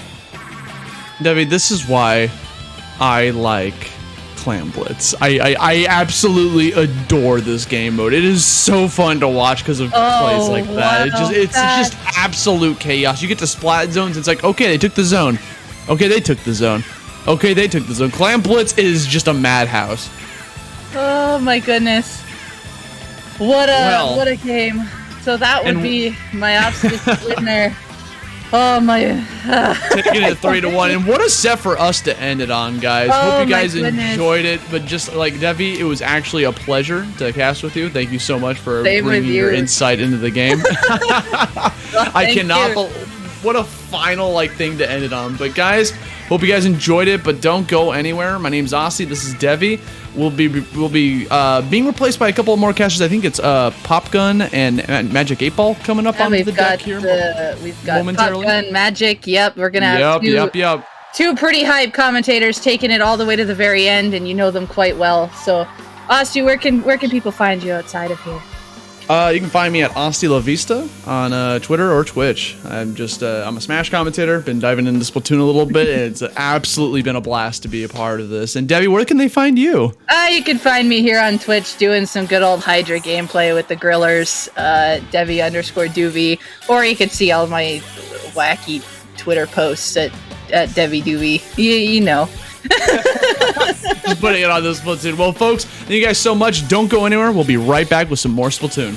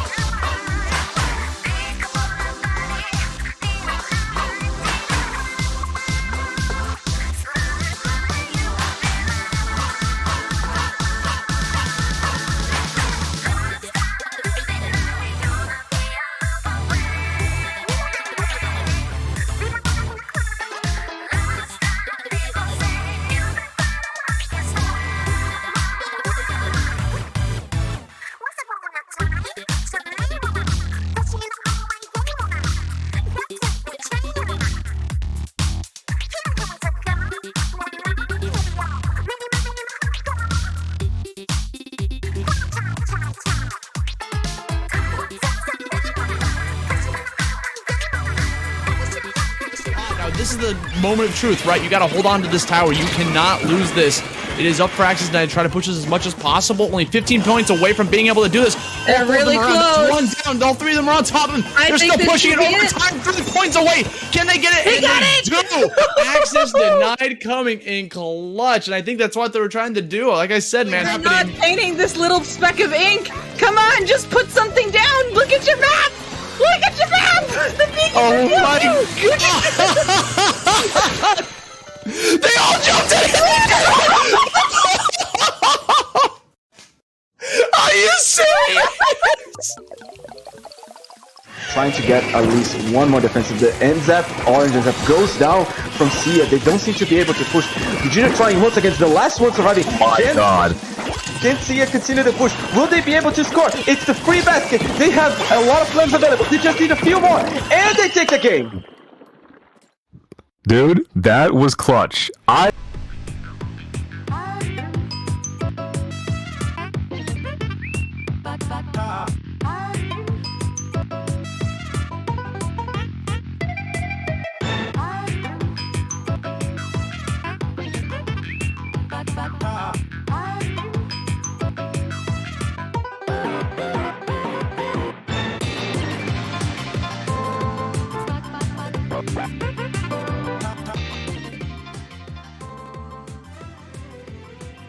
Hello, friends, and welcome back to Low Ink October 2021. I am Popgun, joined to the microphone by the Magic 8 Ball, and we got a fantastic winners finals for you. Myopsidus literally sneaking into this one with a very fun win over ITAP.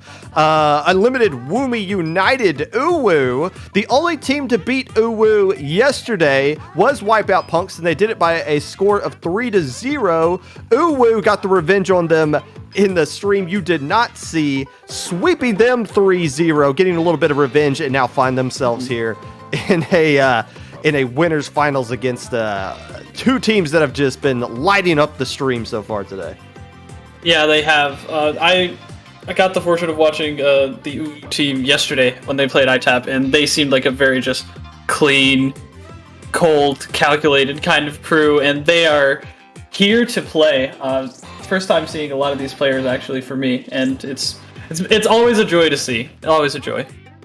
Myopsidus finishing in 4th place last time they played here in Low Ink. Uwu, Unlimited Woomy United, played back in August, which was the last tournament that we had, went 6-0 in Swiss. And if you pay attention to Low Ink, going undefeated on Saturday is probably the worst thing you can do, because you always roll into Sunday and get beat up.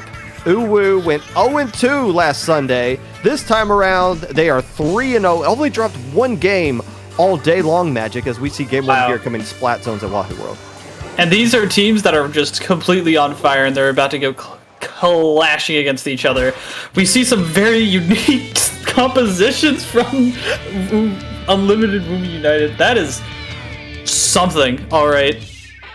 Yeah, we saw him use E-Leader before. We saw him use Carbon Roller. They seem very flexible with the comps they can pull out here. If Kinsa Glukas as well, I guess that's their armor bot that they're using here. Armor getting popped on the side of Uwu, as we see Violet taking down one player, some Inkjet and some specials online to help capture the zone for Myopsidus. We were kind of talking behind the scenes. Myopsidus against ITAP was throwing all kinds of flanks, and it seemed like ITAP was really struggling against that, all those flanks that was being thrown at them here. We'll see how Uwu handles that. It's a little bit harder to flank on Wahoo, yeah, like right there. You see, they can pop up out of that little corner, but it's essentially an even fight, you know. Whereas coming from that flank on Snapper is a little bit of a different situation, as we see the zone going a little bit back and forth, a little bit of a bloodbath coming out. Just trying to find a little bit of control, and it seems like it's going into the favor of Uwu here. Yeah, we're finally starting to get established and create a little bit of a lockout situation here, getting some permanent damage done onto the scoreboard. But here comes Myopsidus. You know they got something up their sleeve that they want to bust out right here. Taking down the arrow spray. Delta staying alive as well, and 2 more players going down on the side of Uwu. Make that 3 with North getting taken down by the Inkjet. And Myopsidus establishing control and starting to push up into the Uwu side of the map. Who's that? Is that K-Pelt? That's what I'm going to call them, because That's the person who's sharked. Listen, you don't have to keep bringing it up, okay? They're doing a good job of holding their position here, throwing a booyah at this plat area behind them, forcing them into the zone, and they probably didn't want to be, but they were able to use that to their advantage a little bit. And now that Kegel has to get out of there, and this is basically a complete wipe on the side of Myopsidus. That's really, really not what you want to see. Yeah, but, you know, we've seen them get out of these lockouts kind of the right way. You see them building up specials. They already got all 3 specials online. Tenor Missiles and Booyah Bomb coming out right now. Ink Armor getting popped. That's going to be combined with the Inkjet, and that's where the splats come into play. Myopsidus is doing a really good job of busting out of these lockouts. They're getting all the right tools that they need and then moving with that instead of just trying to funnel in there. A team that's playing really well disciplined up to this point. And once again, we're in another one of these awkward situations. Neither team really establishing control right here. Seems really, it is a very even match through these first 3 minutes. Bamboo is playing so aggressively, and I actually really like to see that. I think a lot of people see Bamboo as like a little bit of like a less aggressive weapon, but especially when you have something like the Dynamo painting the zone a lot, you can actually make those kinds of really aggressive plays. Unfortunately, it didn't work out for them right there as they get sent back to base once again. And again, we see this Kegel on this left side here, but it's really just so far removed from the rest of the map. Yeah, they can come through here, and I think they realized their mistake last time, throwing that Booyah Bomb a little too far away and being a little bit out of the fight. And they're drawing a lot of attention this time, although the zone is getting flipped. Now North is able to find the Kegel, and they're able to at least trade out, and this Booyah is going to seal the zone. Maybe? Should. They got that arrow spray painting down on. Okay, eventually it does actually flip into their side. The Nautilus still staying alive on that glass area can be a little bit of a problem for Uwu as far as everybody else getting back in. But I think the real difference in this game so far has just been the fact that Myopsidus lockouts have been able to keep the fight away from zone, whereas whenever Uwu gets control of zone, they're having a lot of difficulty keeping the fight away from mid, and that's why all these points are in Myopsidus' favor. You can see, even when they get a wipe, they can't really establish too much control pushing up too far, and this is not the situation they want to be in right now, even though things are kind of stalled out. About 45 seconds left to go in this match. And now, okay, so they finally get some 2 splats here. Make that 3. The Inkjet being the last player left alive. Is the Inkjet going to jump back? They're just going to swim back. So now here's Uwu's opportunity to take the fight away from mid if they want to find a way to get a win right here. And it's funny, you see them replicating what the Kegel was doing earlier with that arrow spray going on that left side there, although it seems like they're kind of flooding over here. They've got the Inkjet and the missiles coming in with the armor too. This is going to make a ton of room just from this one side angle that they got in, and because of that, Delta and Kelp are going to be able to fight for the zone, but 2 go down on the side of Myopsidus. They're able to capitalize on the zone though. They're still 2 alive. This fight is not over, but they're going to have to do a lot of work. This paint is not coming in for Myopsidus yet, and they need it to be there. Only the Nautilus is in here. Finally, they get a few more people on zone, but that Nautilus goes down, unfortunately. Here come the specials. Finally, they stalled out just long enough, and that's going to seal it. You know, I thought that splat on that Nautilus was going to be huge, because that, I believe, Tort was just set up shop right there, basically the entire game. And they finally were able to clear them out, but it was just a little too much. Tort stalling just long enough for those missiles and Booyah Bomb to come out. 10 missiles on the K shot there, just raining down hell. Just doing enough to get the win there for Myopsidus as they keep the momentum rolling. You know, just looking at those 2 comps that these teams have been bringing out all day long, it gives you the sense of the clashing ideologies that both teams are having here. I saw Beta tweeting out yesterday how they liked watching a low ink stream because you're going to see things that aren't really that quote-unquote meta. Uwu coming out with something that looked totally ridiculous versus Myopsidus, who just came out with, I mean, that is literally October 2021 what the comp they used right there, you know? So it's like the clashing ideologies in both teams. It's worked to get them up to this point. But I don't know. It's refreshing to see, but you can see that each teams are still kind of evenly matched. Right, yeah, and that's the cool part about all of this, right? Is that they understand how to utilize these weapons. And I think that there is like a new age of players coming about. You know, we see it in ITAP, we see it, I know they ran double zap, but like some of the compositions that they pull out are very creative, very unconventional.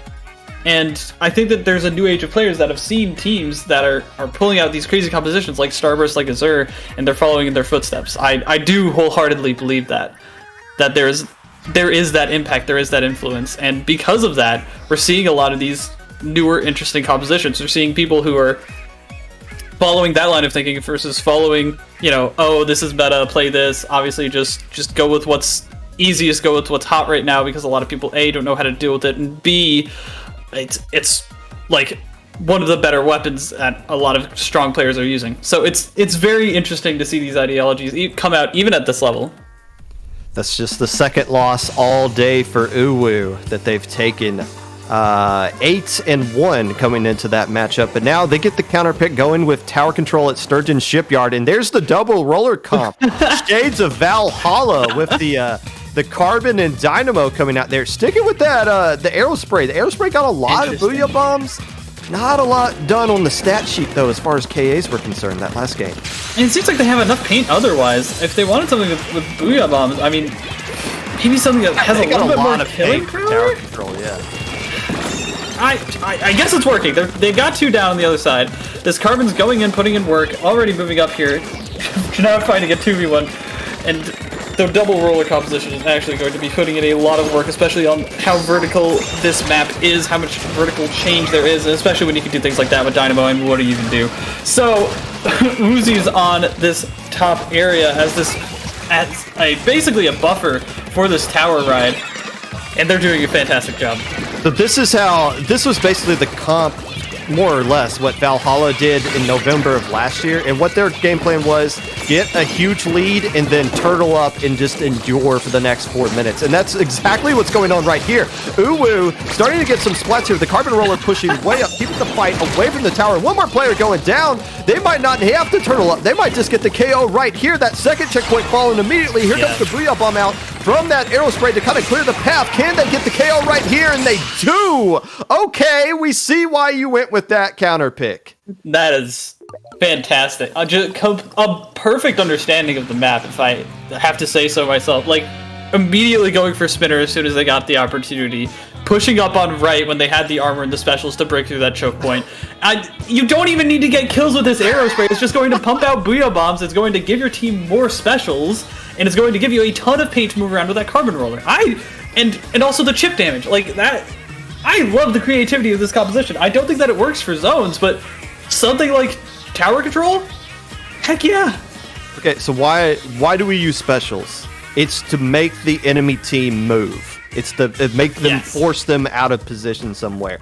12 Booyah Bombs so far from that Aerospray. Only one splat. It doesn't matter. They're at least clearing the way to get everything else in line. And again, like I was going to say, that comp wasn't... I mean, yeah, they got the Carbon Roller, but it really wasn't crazy aggressive. It was more of a comp built to get a lead and then hold on to it, throw Booyah Bombs to knock them off tower, use that Dynamo in spots to kind of arch down and defend. But when you get that huge of a lead, you don't have to defend ever. So, point taken here. And these teams are really quick. We already go into the next game. They got a counter pick in. They're already changing their weapons. We're at Rainmaker and Chovy. This is the counter pick that Myopsidus won on earlier against ITAP, and it looks like Uwu's responding.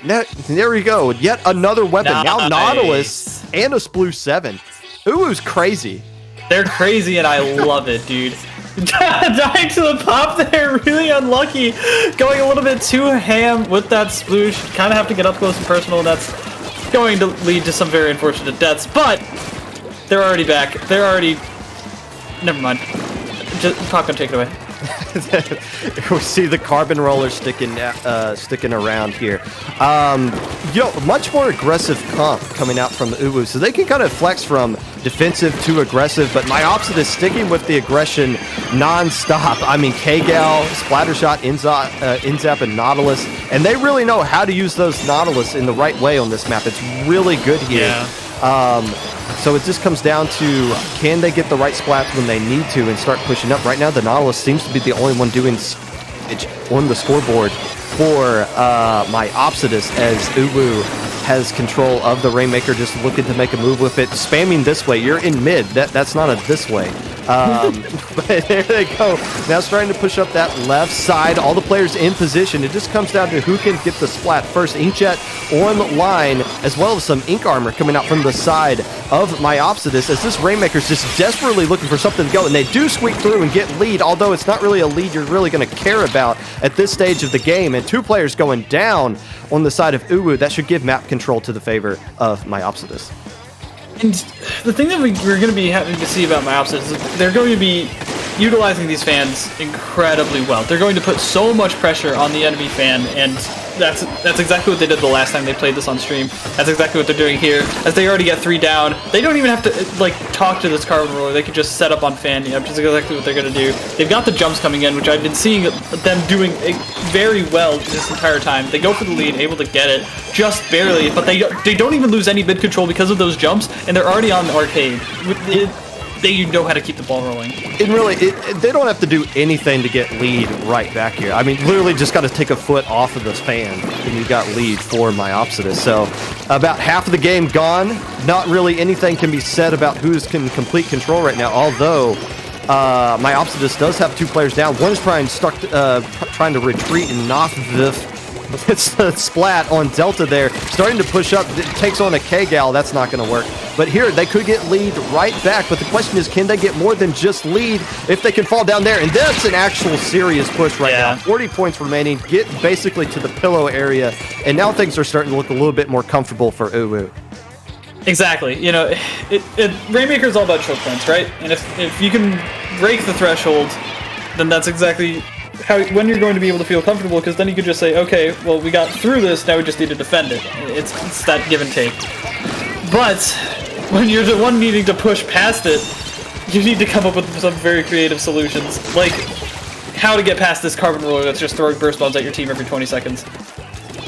The Nautilus for Myopsidus has kind of cooled off a little bit. I mean, they're with the comp that they're busting out here, a Carbon and a Sploosh, you would imagine a Nautilus could have a field day if they just kind of get in the right position, but I think they're kind of struggling to get into the positions they need to be. But now, once again, it's Uwu that's being the aggressive team right now. Booyah Bomb coming out and does catch the Rainmaker, so that does stall the push a little bit. But right now, Uwu's just kind of interested in bleeding time off of the clock, and here comes an Inkjet by Tort, who has been playing very well up to this point in the set. Can they get another splat here or 2 that can bust the door open for Myopsidus to get a push going? Inkjet or Tenta Missiles coming as well. And are we going to see a little bit taste of your own medicine? We can Shark 2! The Sploosh 7 getting their 3rd and 4th splat of the entire set right there. That's wild. There's so much that was going on there, and really, it seems like they're just not able to follow up on specials on the side of Myopsidus this game. It seems like they're sending out these missiles, they're sending out these booyahs, and they're just not able to capitalize quite yet. Like, look at this. They're just going to sidestep. Okay, Akashi, they move Akashi into the line of fire, sure. But they need to utilize these specials and actually get control of the map. Like we said earlier, missiles and booyah get control of an area. They force people to move. But it seems like Myopsidus just isn't getting that from their specials this game. And I don't know, I can't quite say why that is. Now they have an opportunity right here, 15 seconds remaining, but there comes the Carbon Roller, I believe, throwing burst bombs from the middle of the map, gets taken down themselves, and now it's a rush to pop the Rainmaker. They're just keeping it blue, the side of Uwu, and right now it's just a question of can they pop the Rainmaker in time? The Sploosh 7, man, not letting it happen. Again, this player, who's this, Akashi, whoever they are, again, they're not lighting up the scoreboard, but they're making so many smart plays that are really having an effect on the bottom line, which is winning the game. Uwu up 2-1 in winners finals. You don't need to get kills, you need to get the right kills. Right? Like you can get a straight kill in mid, go down for it, it ends up just basically resetting neutral. That doesn't do anything. If you can get consistent like kills that are flanks when a Rainmaker's about to push, shut down an important special that's about to come out. That's when you make the difference. And that's what they've been doing. And now it comes down to, okay, so that was questionably the best map Myopsidus has. They might have like another little trick that they can pull out here as far as what their counter pick is going to be. And it looks like they're going, they want to go. Oh no. They're going the Clam Blitz at Snapper Canal, and I think Uwu might bring a Ink Mine or something to keep an eye out on that area. Okay, so I mean, fair enough. You got a nice win here, obviously, but again, they have to win on this one, and then they have to hold on against Myopsidus's counter pick. With counter picks, it's kind of like you have home court advantage. And losing on your own counter pick is so devastating in this. Exactly. When you lose on a counter pick, it changes the tides, right? Like that first map dictates the tide, and that's the way it's supposed to go through the rest of the set. That's the understanding that every team has when you're in the middle of a set. They say, okay, first map's going to dictate the tide. Either we could follow it, or it's going to have to change at some point because somebody's going to change it.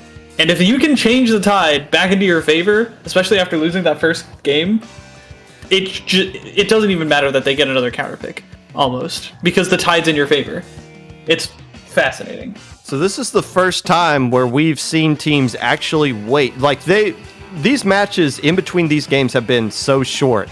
They get in the counter pick quickly, they pick their comp ready, and they just go. But right now, it's Myopsidus that's waiting to change their pick. It's interesting that Uwu has switched, like they're the ones constantly switching their weapons. So I wonder if they have like a legit, here's our game plan and comp for every single map that could be thrown at us. Because they're making their picks really quick, but Myopsidus opting to let the entire clock bleed out. And I don't know if they just wanted to like kind of reset themselves mentally for this set, or if they genuinely didn't know what weapons they were going to use there. But regardless, we'll see what Myopsidus has cooked up here in this game 4, and it looks like still the kind of same comp that we're going to see out there. That is a Squiffer. Okay, so check off the next weapon. Hey, we need armor somewhere, and I also like using Charger. Let's just use Squiffer here and see if it works with this comp. You know what's really funny? You know what it has? It has point sensors. That's it. I think that was their thinking. Oh, and I agree with what you said earlier. Like, they probably thinking, like, okay, like, we know what we need to do here. It's very funny that's exactly what we need. Armor, we need range, and we need to find these sharkers. Hey, Squiffer covers all three, so there you go. One player going down on the side of Myopsidus. The arrow spray going down as well. As Noth V is the player on the Squiffer here, already popping one armor. I guess getting into your enemy street, this is a good spot for any kind of like anchor or semi-anchor weapon to be this kind of abuse your range and keep the pressure on the enemy team, as it looks like Uwu's built up a lot of clams, and they do control the vast majority of the map here in the first minute. They do, but they decide to just shove it right down the throat. They find an opportunity to at least get one power clam in. Nakashi able to find the next, and Uzi's trying to just clean up the last remaining kills, stall for a little bit of time. That's going to be Myopsidus getting a lot of map control on this left side of the map, which is where they got a lot of strong pushes and a lot of easy pressure from last time, and they already have a ton of clams. That's the danger with these clam blitz pushes. That's what we saw from ITAP too. They overcommit to the pushes, and then they get thrown their backhand. This is going to be a lot of damage. The jump coming in from Tort, that's going to be the lead.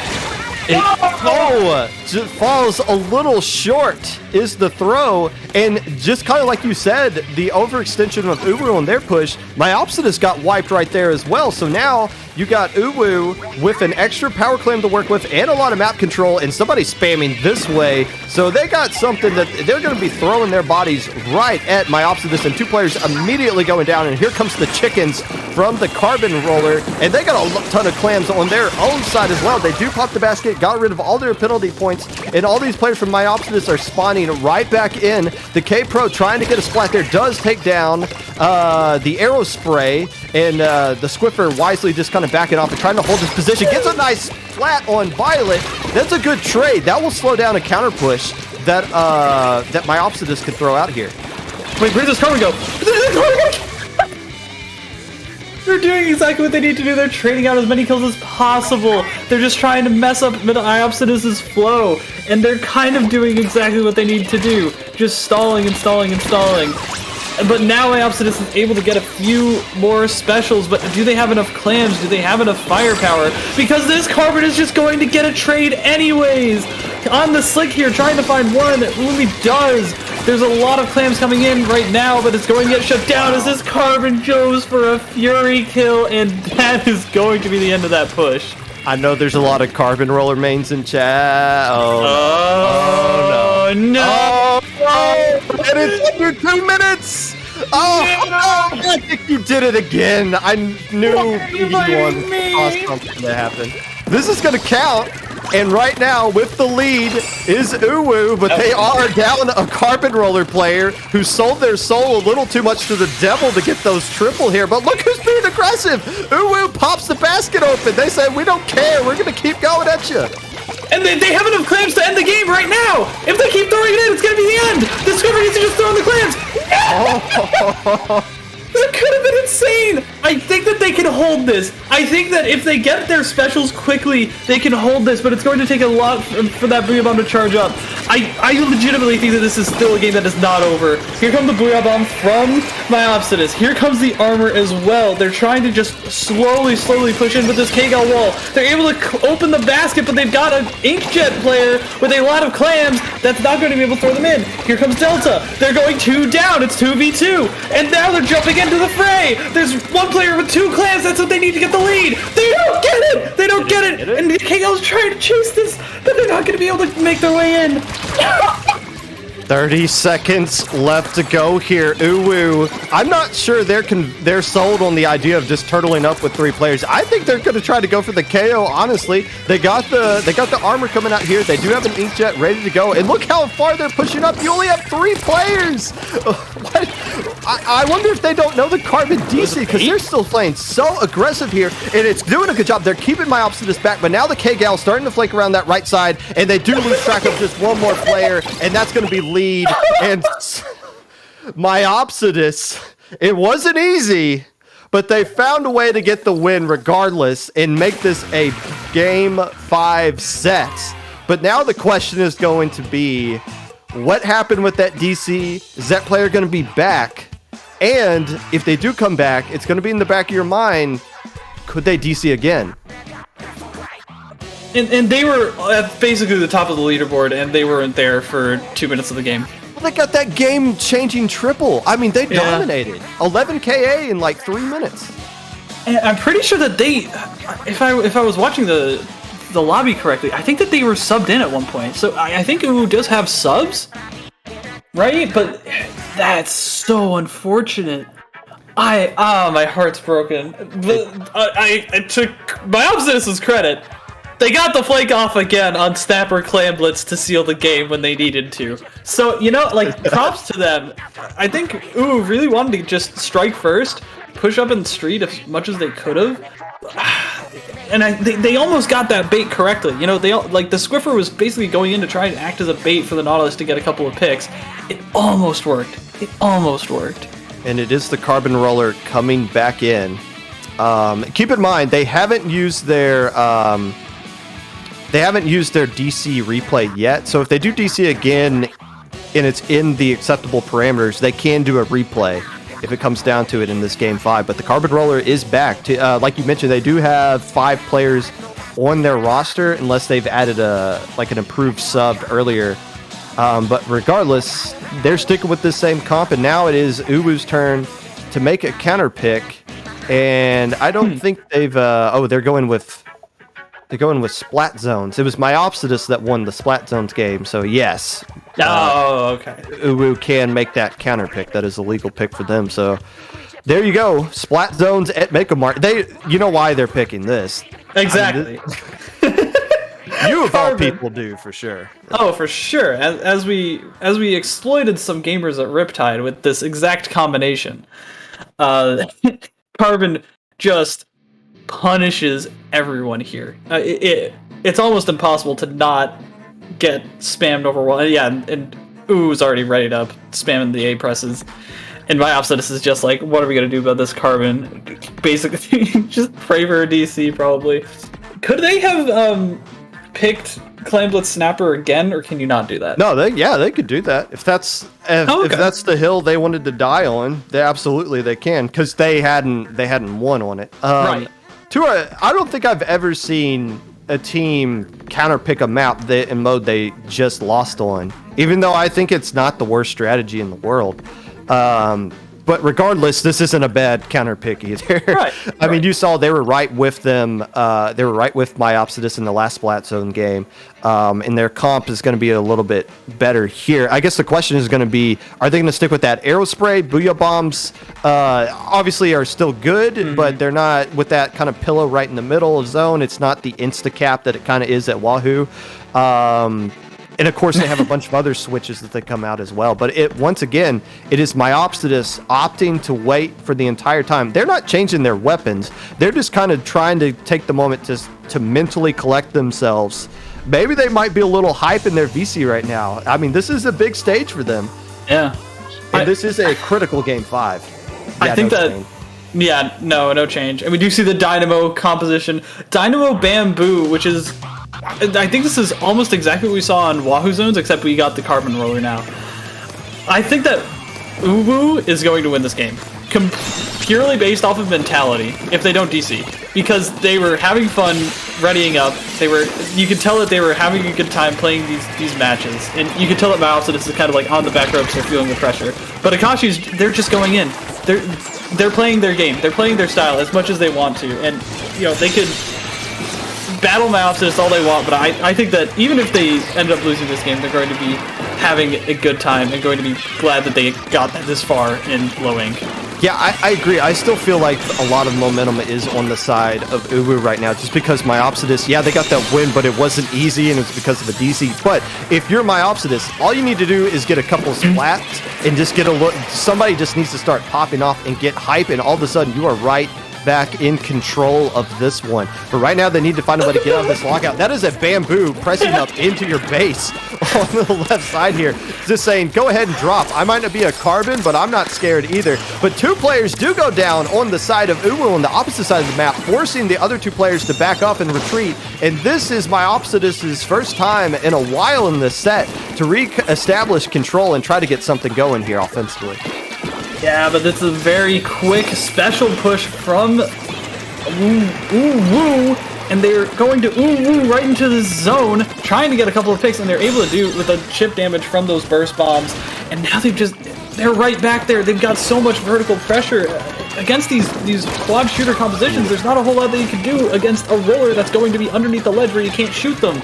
And now they've got specials again. Look at how quickly this Booyah Bomb get charged. And they're going to be able to fire right back even when the specials are coming in for Myopsidus. This is the specials aren't really being coordinated though. I mean, but now they're starting to get some splats here, and now this Inkjet's starting to get a little bit of momentum going as well. So yeah, that Booyah Bomb I didn't really get just throwing randomly at the plat, but it seemed to cause at least enough distraction for the rest of the team to hop in there. Violet avenging Tort, taking down the bamboo that is playing very aggressively with that weapon there. That's been very effective. But all the penalty points gone for Myopsidus, and they're very close to getting a lead right here. Just about 5 more ticks on the game clock as we see Booyah Bombs coming in from the Aerospray, and it stalls it at 1 point.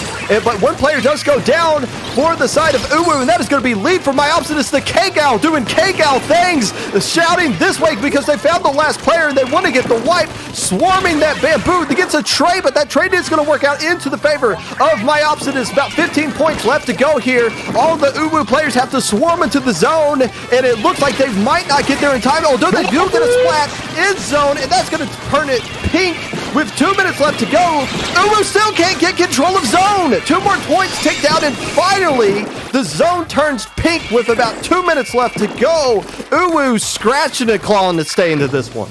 They were on their last leg, and they decided to throw their bodies at zone in just the right way. The fact that they were able to do that with no specials online and just not die, just coming into that choke, I'm so impressed. But here comes Tord. Here comes the specials from Myopsidus. There's 2 down on the side of... Ooh, they've got a minute and 30 left. This cap not going their way is fine. They're going to stall it as long as they can. And they've got the special online just to keep a little bit of control. I don't know if that stall was worth it. And now Akashi's going to go down for it. And it really seems like they're trying to struggle to find a pick. Ooh, Woomy's trying to find something with this carbon roll because that's what they want to do. And the armor's going up only for 2 players. They are able to find 1, able to find 2, and the paint on the zone. And Popgun, what is happening? You see, both teams are just throwing everything. This is amazing. This is a really good match right here. Woomy has been worst things to happen, trying to make plays all game long, and finally gets a nice splat right there. And now it's just a question of where they're going to try to shark next, because that is kind of the key. As Uwumi goes, the rest of Uwu goes as well, and that's a really weird thing to say out loud. 2 players going down for the side. That is 3, so that is going to be Myopsidus' zone, and that is a delayed wipe. Yeah. But 30 seconds left to go here, Magic. It's not over yet. It's not over yet, but they definitely went in too far, and they're probably kicking themselves in the cheeks right now. They do able to get 1 down, though. I guess somebody from Myopsidus pushed in too far. You monkey see, monkey do. Their missiles are going onto the zone. This is probably going to go pink right now. Here comes the burst bombs, too. That's going to be it. They're in. We're going to overtime, ladies and gentlemen. This is going to be tense. Finally, we see 2 specials online. They didn't waste all of their specials getting to zone. That's going to be key for this next upcoming push. Armor and Inkjet is online, which is the last thing you want to see from Myopsidus. Here come the missiles as well. Finally, the paint is coming out. Here comes the last skirmish. 3 members are already all the way to zone, but 2 go down. They're able to find at least a trade, but even the Jinner goes down. They're not going to have enough paint. Delta backing up to try and find something, but that's going to be finding the claim. That was insane. That was some of the best 5 minutes of competitive Splatoon we have seen. I don't want to be prisoner of the moment and say that was the best of the year or anything like that, but that was a hell of a game and a great match going into the favor of Unlimited Woomy United. Wow! Are you not entertained? Welcome to Low Ink. Ooh, woo. Backs against the wall. Refused to give up. Oh man. So that's so Uwu, the #1 seed from last month or last tournament, has now punched their tickets in the grand finals. It's not over for Myopsidus though. They're going to be in losers finals, and they're going to be waiting whoever's going to be playing in that, and we'll be streaming those matches shortly. But still, a heck of a match between these 2 teams. Unfortunate the DC in Game 4, but Unlimited Woomy United able to bounce back, get the win in Game 5 anyways. It wasn't easy. None of those wins were easy except for that tower control anchovy game. Seemed pretty easy, but I think we're just going to move into the other set. Well, actually, no, they just got started. So, or no, they just got into the lobby. So we will be moving on to the losers bracket here to see who will be taking on Uwu, who's probably going to need the next hour or so to kind of recollect themselves after that barn burner of a match. But we're going to be transitioning to semifinals of losers bracket, slowly but surely, of Rising Stars versus Extra Big Cheez-It. Extra Big Cheez. They played on stream earlier, right? And yes, they lost. They actually lost to Uwu, right? Yes. Okay. They got Jim from Wiggly Phantoms using Tent. And I can't remember off the top of my head what the other weapons they were using were specifically. Well, but regardless, Rising Stars, here's the real story here. Yeah. So we had a lot of teams drop this morning. One alpha bracket team literally dropped right before we hit go live. So we had to adjust a lot of things. One of the teams that got bumped up from that was Rising Stars, who is now, man, they've been on a heck of a run. They beat JPEG 2-1, swept Phoenix, beat Access Denied. They're the team that knocked Access Denied out. Ended the Cinderella run for the Boilermakers 2-1 over ITAP. Actually, both these teams have been playing the entire day in losers bracket and been doing nothing but win. Wow. Okay. So this is probably going to be a test of resistance rather than a test of execution. Is going to be my guess. You know what's really interesting? Rising Stars ended up winning this time, but they played in group stage. They played against ITAP, and ITAP won 2-1. So interesting result there. Rising Stars able to get the revenge. We've seen a lot of revenge scores going on here in day 2 of Low Ink. It's a little bit of a different thing when you can when you dictate what the maps are going to be instead of what the maps are actually decided. And that's why I love the day 2 or the counter pick system, is that your set isn't dependent on what we think the maps you should be playing are. The teams get to decide what the maps are going to be. And as I'm looking back at this set here that Extra Big Cheez-It was playing on, they seem kind of gimmicky themselves. Yeah, they got a tent coming from Jim, but they also use Tetras and Squeezer and a lot of, well, I mean, Squeezer's not really that unique, I guess, but still, they're not afraid to mix it up a little bit of themselves. They are a pickup team, and we traditionally don't see pickup teams do this crazy good as well. But yeah, second, or I believe that is pronounced second, was was using Tetras and Jim using the different assortment umbrellas. Do you mean secant? Is that how it's pronounced? I'm 90% sure. Okay, I mean, right? I know what the actual word second looks like, but I also, things are pronounced. I don't know how people pronounce their IGNs, okay? How are we going with second? The secant. Secant. Okay. We'll probably just go with the Tetras. Yeah. can't. Right. Or can. I guess we'll find out here. Regardless, the teams are in lobby. Rising Stars. This is the real Cinderella team here. Not even supposed to be in this bracket. All the way in losers semifinals. Extra Big Cheez-Its, the pickup team. In theory, we should not be seeing either one of these teams here. But here they are, upsetting monster teams along the way. And game 1, we're going right back to Splat Zone's Make-A Mart. How convenient. I have been given authority by the organizers of Low Ink to clown on you. So can we please get some clowns the organizers of Low Ink. What do you think? They can't. Anyways. Low Ink, losers semifinals. Extra Big Cheez-Its versus Rising Stars, and we've got Splat Zone's Make-A Mart, and we see a Umbrella coming out on the side of Gem.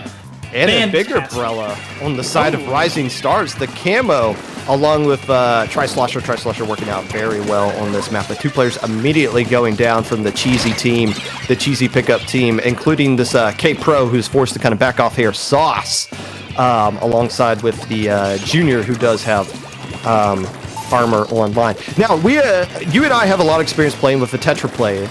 Yes. I've never seen it with tent or umbrella before, though.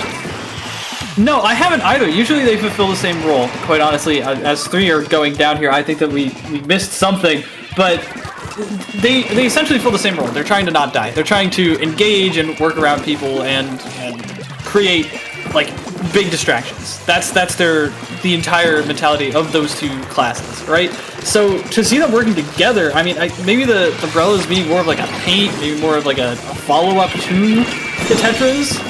It's an interesting little fiddle that they got going on there. So as the bombs come out, and as some kills come on in the side for extra large Cheez-Its, they're getting control of the zone, and there's not a whole lot to stop them. And Radish just forcing the other team to eat their vegetables with those splat bombs being thrown right at their face there. Gives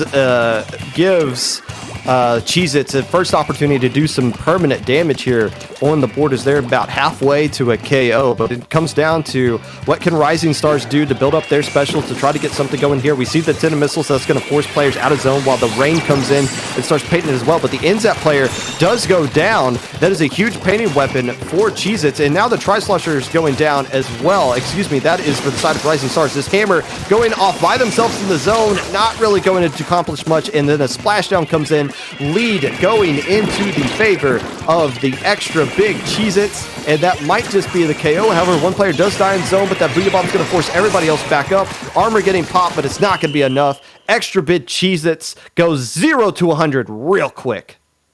you said Cheez-Its was the pickup, right? They are, yes. Because they were playing like the coordinated team, and the team seemed like they were playing like the uncoordinated pickup. Like when I see these compositions, I see the look at the team at the top and say like, okay, this is something that they've tested, that they've played around a lot with, and they're not just kind of throwing weapons together, seeing at the wall, seeing with sticks, and just coordinating really well.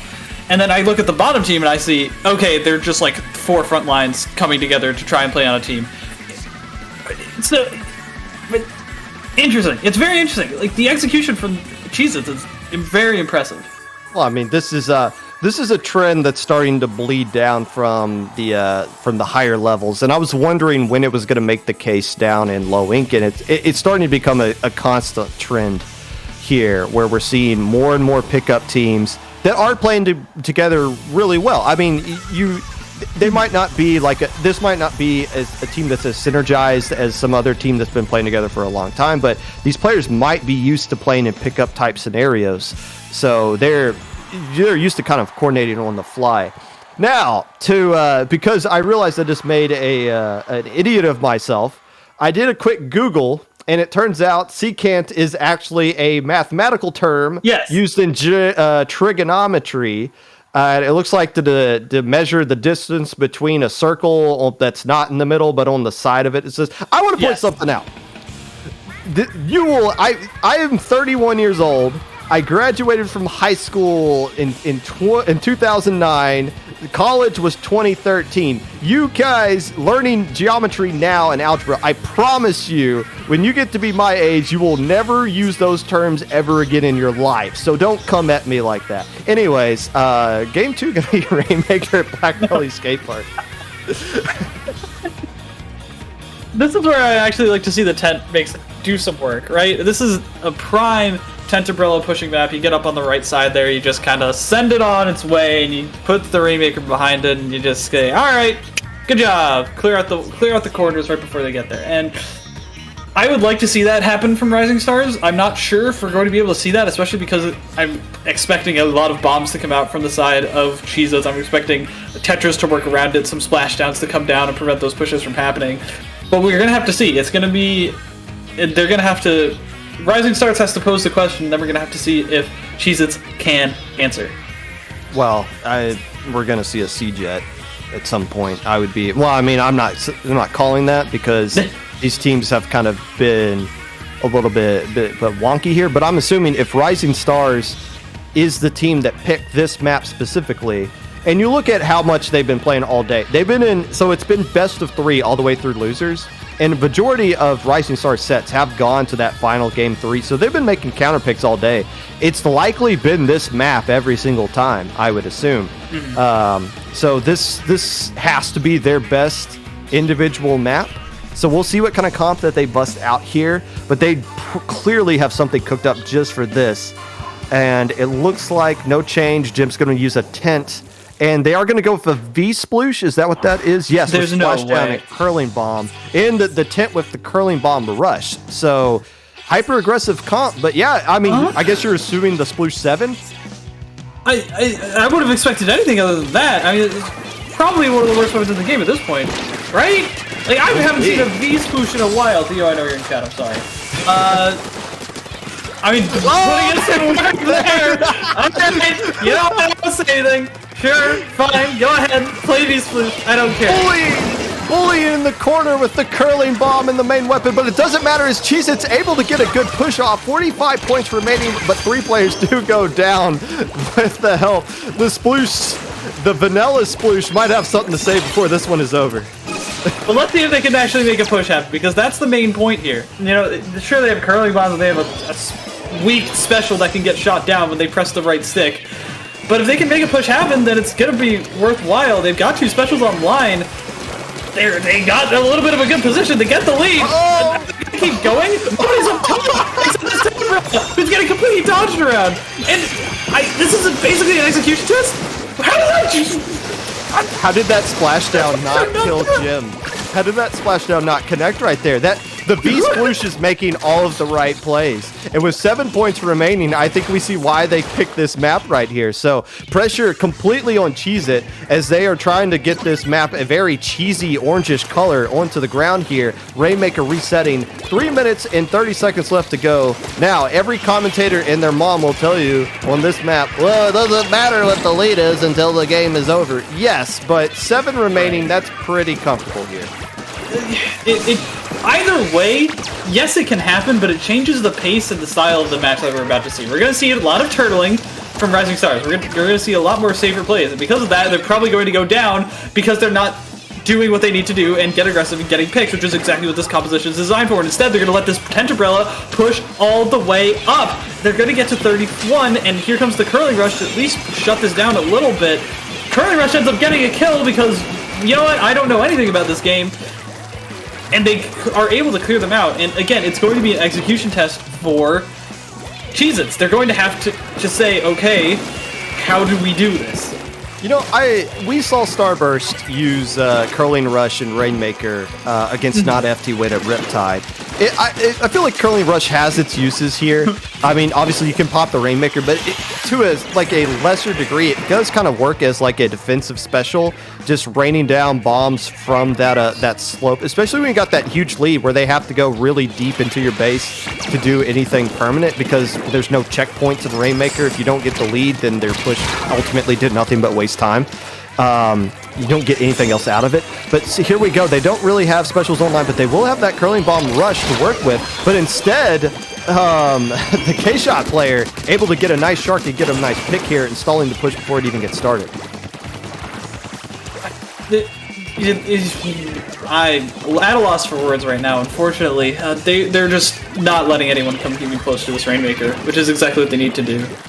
They're charging specials all the while, they're throwing bombs, they're standing their ground, and they're not letting Cheez-Its do what they need to do. Unfortunately, this does allow Cheez-Its to get some specials. It allows them to at least get some room to breathe to come up with the strategy. You know, if they're not being pressured, they can think a little bit more. And because of that, they're going to try and make this plan over here on the left flank. They've got the armor, they've got the hammer, and now they've got the Rainmaker up. But unfortunately, this Rash does go down, and the Rainmaker gets stopped as well. Not everything is coming together quite like they needed to. Even with these secret flanks, even with all of the specials online, they can't quite make it work.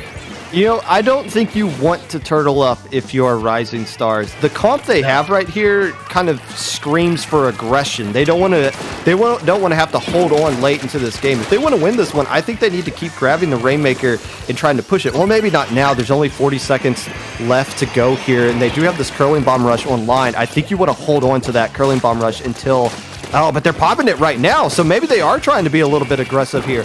Trying to build up armor, possibly, is this Tri-Slosher, as the Rainmaker does get picked up by Cheez-Its, working around that right side with the Tent shield to go with it, but Tent does counter out Tent, and now trying to push up with that hammer is Jim, but the missile's coming out, just combobulating everything, and Radish is just going to have to hold on for the rest of the teammates to come in here. Tetris pushing up there, landing a splash down, not really getting any splats with it. Radish dodging another Tent shield, but there was a player hidden right behind it, and who else but the Vanilla Sploosh closing out the game. If you don't like the meta, we see why you like watching Low Ink now. I've seen it all. I have seen it all. Like double swim speed, object shredder, vanilla sploosh-o-matic, won a game against some very strong players in an alpha bracket of a Low Ink. Yes, but as we look at the KAs right there, what was the weapon that was doing the most damage? It was the Tri-Slosher. Of course, Tri-Slosher on that map, obviously one of the best weapons you can go with. But still, to their credit, they had to get the win.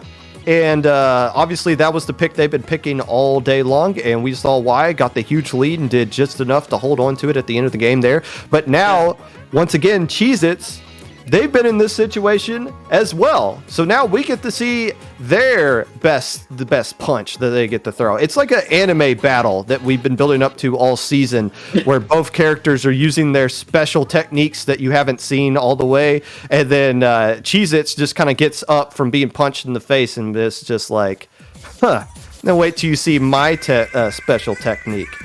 And of course, that special technique that they are going to be busting out is going to be Sturgeon Tower Control. Oh, okay. Yeah, I see why. You know, they want the Brella pushes. They feel like they can make good use of the spinner, etc., etc. The Tetris has a lot of room to roll around. Popkin, are you saying that Low Ink is an anime? It feels like it sometimes, honestly. I mean, it's nothing makes sense, and it's entertaining, so that kind of works out. Wow! You're not holding any punches. But I mean, really, there's a lot of storylines in these tournaments, you know. And I calling it akin to something like a TV show is not that far out of the question. I watch Low Ink because it is thoroughly entertaining. And I mean, we're here in a Game 3 win-or-go-home situation between two teams who, by all rights, should not be in this point of the tournament. Mm-hmm. Like, pickup teams should not be going this far, and a team that was supposed to be in beta bracket right now should not be going this far either. So these two teams definitely have some protagonist vibes going for them, but we're going to be saying goodbye to one of them here. Obviously, Cheez-Its. This is probably the map they've been picking all day long. You said it's because the tint is going to work out here. Rising Star is going to have a tint of their own, but it's going to come down to, I mean, I don't think we're going to see that sploosh anymore. But they obviously have a lot of flexibility, that being Rising Stars, as far as what they can kind of bust out here. But yeah, both teams just kind of waiting for the clock to run out here to get themselves mentally ready for this awesome battle that we're about to see. Winner moves on to take on Myopsidus in losers finals. Loser gets to start their Sunday afternoon earlier than what they were expecting, or at least maybe not. K-Gal coming out from the side of Cheez-Its. Camo tint, I believe, from both sides. No, that is a V tint on the side of Cheez-It. Interesting. These compositions have one difference, right? And that is the Tri-Slosher. And I think that the Tri-Slosher is the right call here. You know, it did well in the last game for a reason, right? As Guga Lima is trying to dodge away from these auto bombs that are going to walk at you menacingly. Here comes two picks for both sides, it looks like, as the armor comes online, and they're trying to climb up the spinner to chase down these last few picks.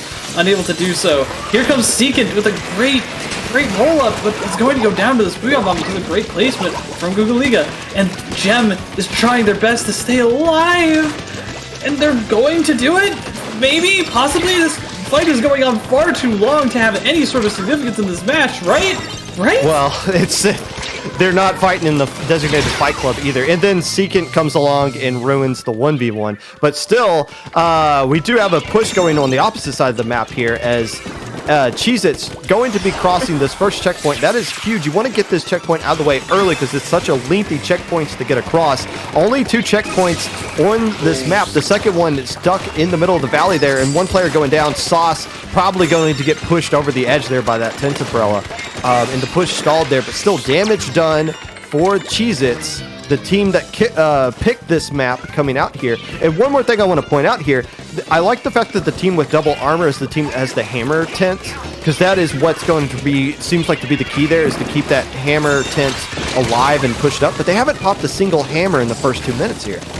No, hammer, well, it looks like they're probably going to get the chance here. Even though the one's riding the tower, it's probably what they're going to be doing. They're probably going to be, spamming this hammer right against the tower if anybody tries to come close. They've got 2 players pushed up. Look at this gal. Look at this Tri-Slosher destroying any bombs that are coming their way. And they've still got this hammer for this last stretch of the push and an armor. Here comes the Brella, and they're just going to be spamming it against the tower. And that's going to be it. And that's... What? This game. I love this game. Only one hammer popped, and it came right at the right time to cement their spot into losers finals. Extra large Cheez-Its is moving on to losers finals. Actually, no, wait, what? No? Oh, I completely messed that up. Wow, this is the Rising Stars is moving on to losers finals. This is the worst. This is the worst blowing.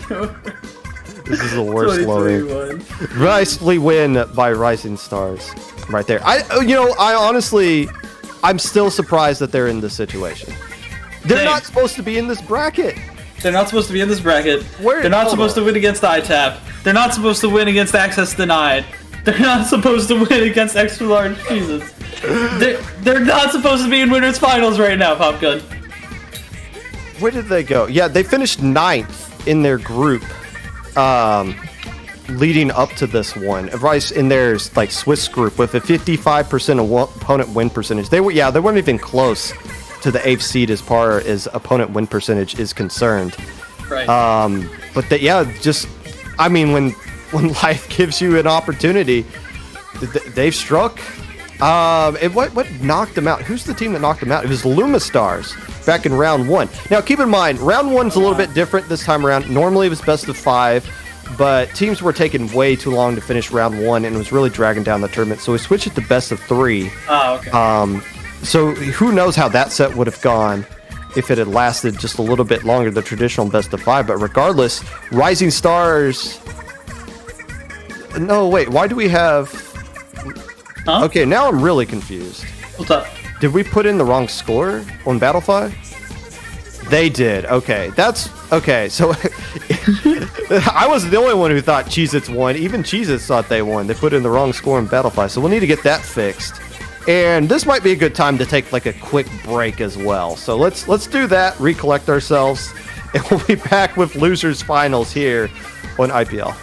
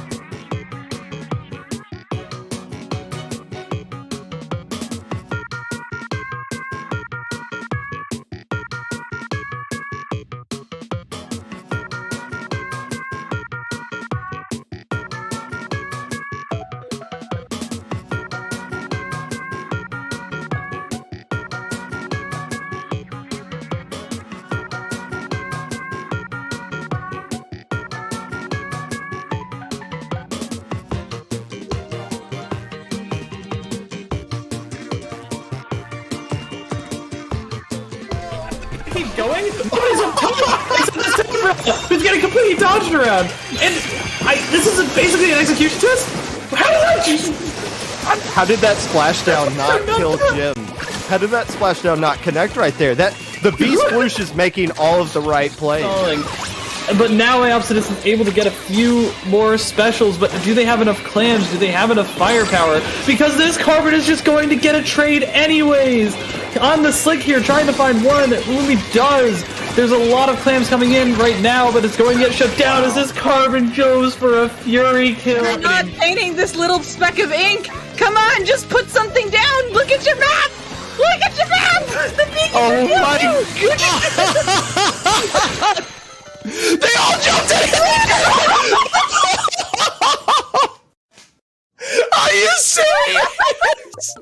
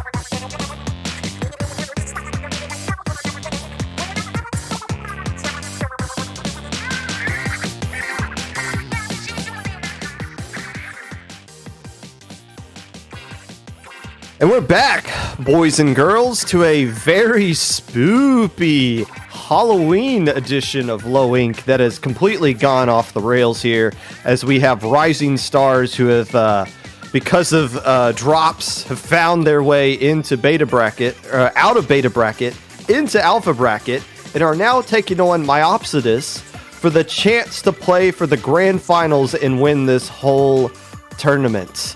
Best of 5 here in this losers finals. Myopsidus coming off of a heartbreaking loss on Splat Zones at Mako Mart. But their comp about as close to meta as you can make it against yet another quote-unquote gimmicky team, and Rising Stars are going to be playing against here. I think I realized that one of the players changed their names to Tadashi, and that hurts my soul just a little bit, just a little bit, because that was his mistake. What? So what Tadashi? What is that? Have you seen Big Hero 6? No, I have not. Oh well, yeah. I will spare you that. Go watch that movie. Fantastic movie. Anyways, Rising Stars is doing fantastic, considering the circumstances, considering some of the compositions that they've been pulling out that shouldn't be working. And they've been making every right play to play around the composition. Like, it's the knowledge of the compositions that they are using is immaculate, really. You know, between Neko here for Rising Stars, Jim and Gaysicle, we've seen an insane amount of tent play in Low Ink recently. Before, Low Ink used to be the place to where you could see Tetras every single month. Now it seems like Tendabrell is the kind of the sexy pick to go with here with these Low Ink teams. But it's still, again, Myopsidus coming out with their normal Nautilus, probably K-Gal, probably K-Shot, you know, the bread and butter comp that works in this day and age of competitive Splatoon. Looking to get a win here. Want to get a rematch against Uwu, but Rising Stars, again, they've been making a deep run all day long in losers bracket. Has not lost since losing in round 1 of winners bracket. We've never seen a team win Low Ink using this route, though. Eventually, they run out of steam and run out of gas. So it's just a question of how much more does Rising Stars have left in the tank. Losers runs are brutal. You know, like, you can soar through winners and everything and be usually fine, but having to go through, I mean, in round 1 of winners, right? They got knocked out and they've been playing matches ever since. And this is the second day straight, right? Like, they have to be feeling a little bit. Like, but hopefully the momentum that they have is energizing them, because this Cinderella run would be incredible to watch go all the way as the armors come out.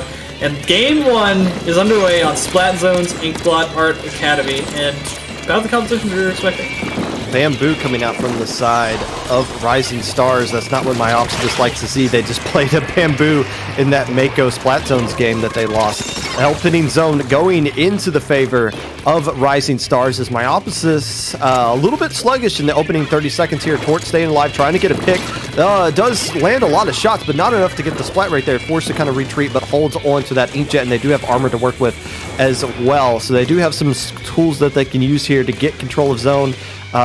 Missiles being off the K-Gal. This player with already the shark of a century earlier in this tournament, trying to make another one happen here as one more player going down. Now they're starting to rush that Bamboo, who doesn't get splatted, but is forced to jump out in zone, going into the favor of Myopsidus. I mean, being able to execute sharks that consistently and to just find your way through like the littlest spots of ink and be super patient, like, that is a skill.